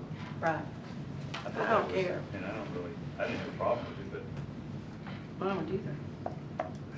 I mean, I don't care one way or the other. but you're right, probably. Causes problems. It kind of might be something that, I don't know, that you want to wait on until after the election on that, see what the new group wants. I don't know. Well, maybe it just needs to be structured as to what the liaison is supposed to do. Maybe. I thought they were just supposed to Well, attend and listen. make a decision, why don't we, you just, if you want to let it go away for a while, and then you might want to bring it back for specific committees. I can think 2 or 3 committees, that's all. But a lot of these committees, we really don't need to meet with them. I don't know that we even need the committees, some of them that came out with Linda Humboldt. It was just like busy work. So if, you give an indication of what everybody kind of feels, what will have to happen is Bob will have to draft an ordinance doing away with it, because it is in an ordinance now, the liaisons. That was an ordinance? I think it was a resolution. Yeah. Was it a resolution? Yeah. Okay. So we just would do a resolution to rescind that. Okay, all right, I was thinking it was ordinance, but it might be a resolution. But that's all it would have to be, if that's what y'all want to do.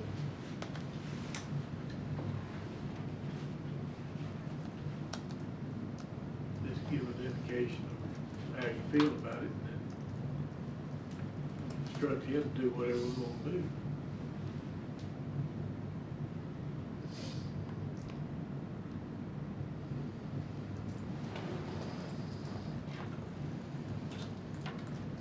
Sounds like a plan. Let's go. Do away with it. Y'all want to bring it back Your resolution. after the election? Y'all. Y'all. Y'all. Yeah, that's a You guys, little too you guys, easy. You guys. Y'all. You guys. I can even spell it. Or if you want to go, you can go, and if you don't, you don't. Well, we weren't, even as a liaison, you weren't required to go. Yeah, you weren't. You weren't. I know. It was just somebody, well, never mind. Right. It was what? I'd love to hear this. It was what? Something to do? No, it was just somebody, if they had something they wanted to discuss, it was like they went through that person to the council. Uh-huh. That was my understanding of what it was for. I don't think it worked. I don't either. Well, that was my understanding. Well, what I'm hearing is that basically you're okay, just do away with Yeah. it for a while. And take a look at it later, and if you want to bring it back, whatever form you want to do. Is that what I'm hearing?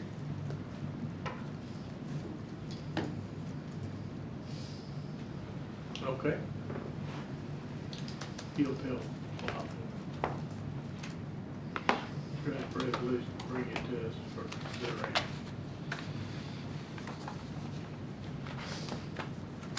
Okay, well, that completes all the business. It's now 9:42, and so I will go ahead and adjourn our work session. And, do we have, yeah, we're on the air, okay. All right, I will call the council back into order at 9:42. And having completed all business, this time we will adjourn the council meeting at 9:43.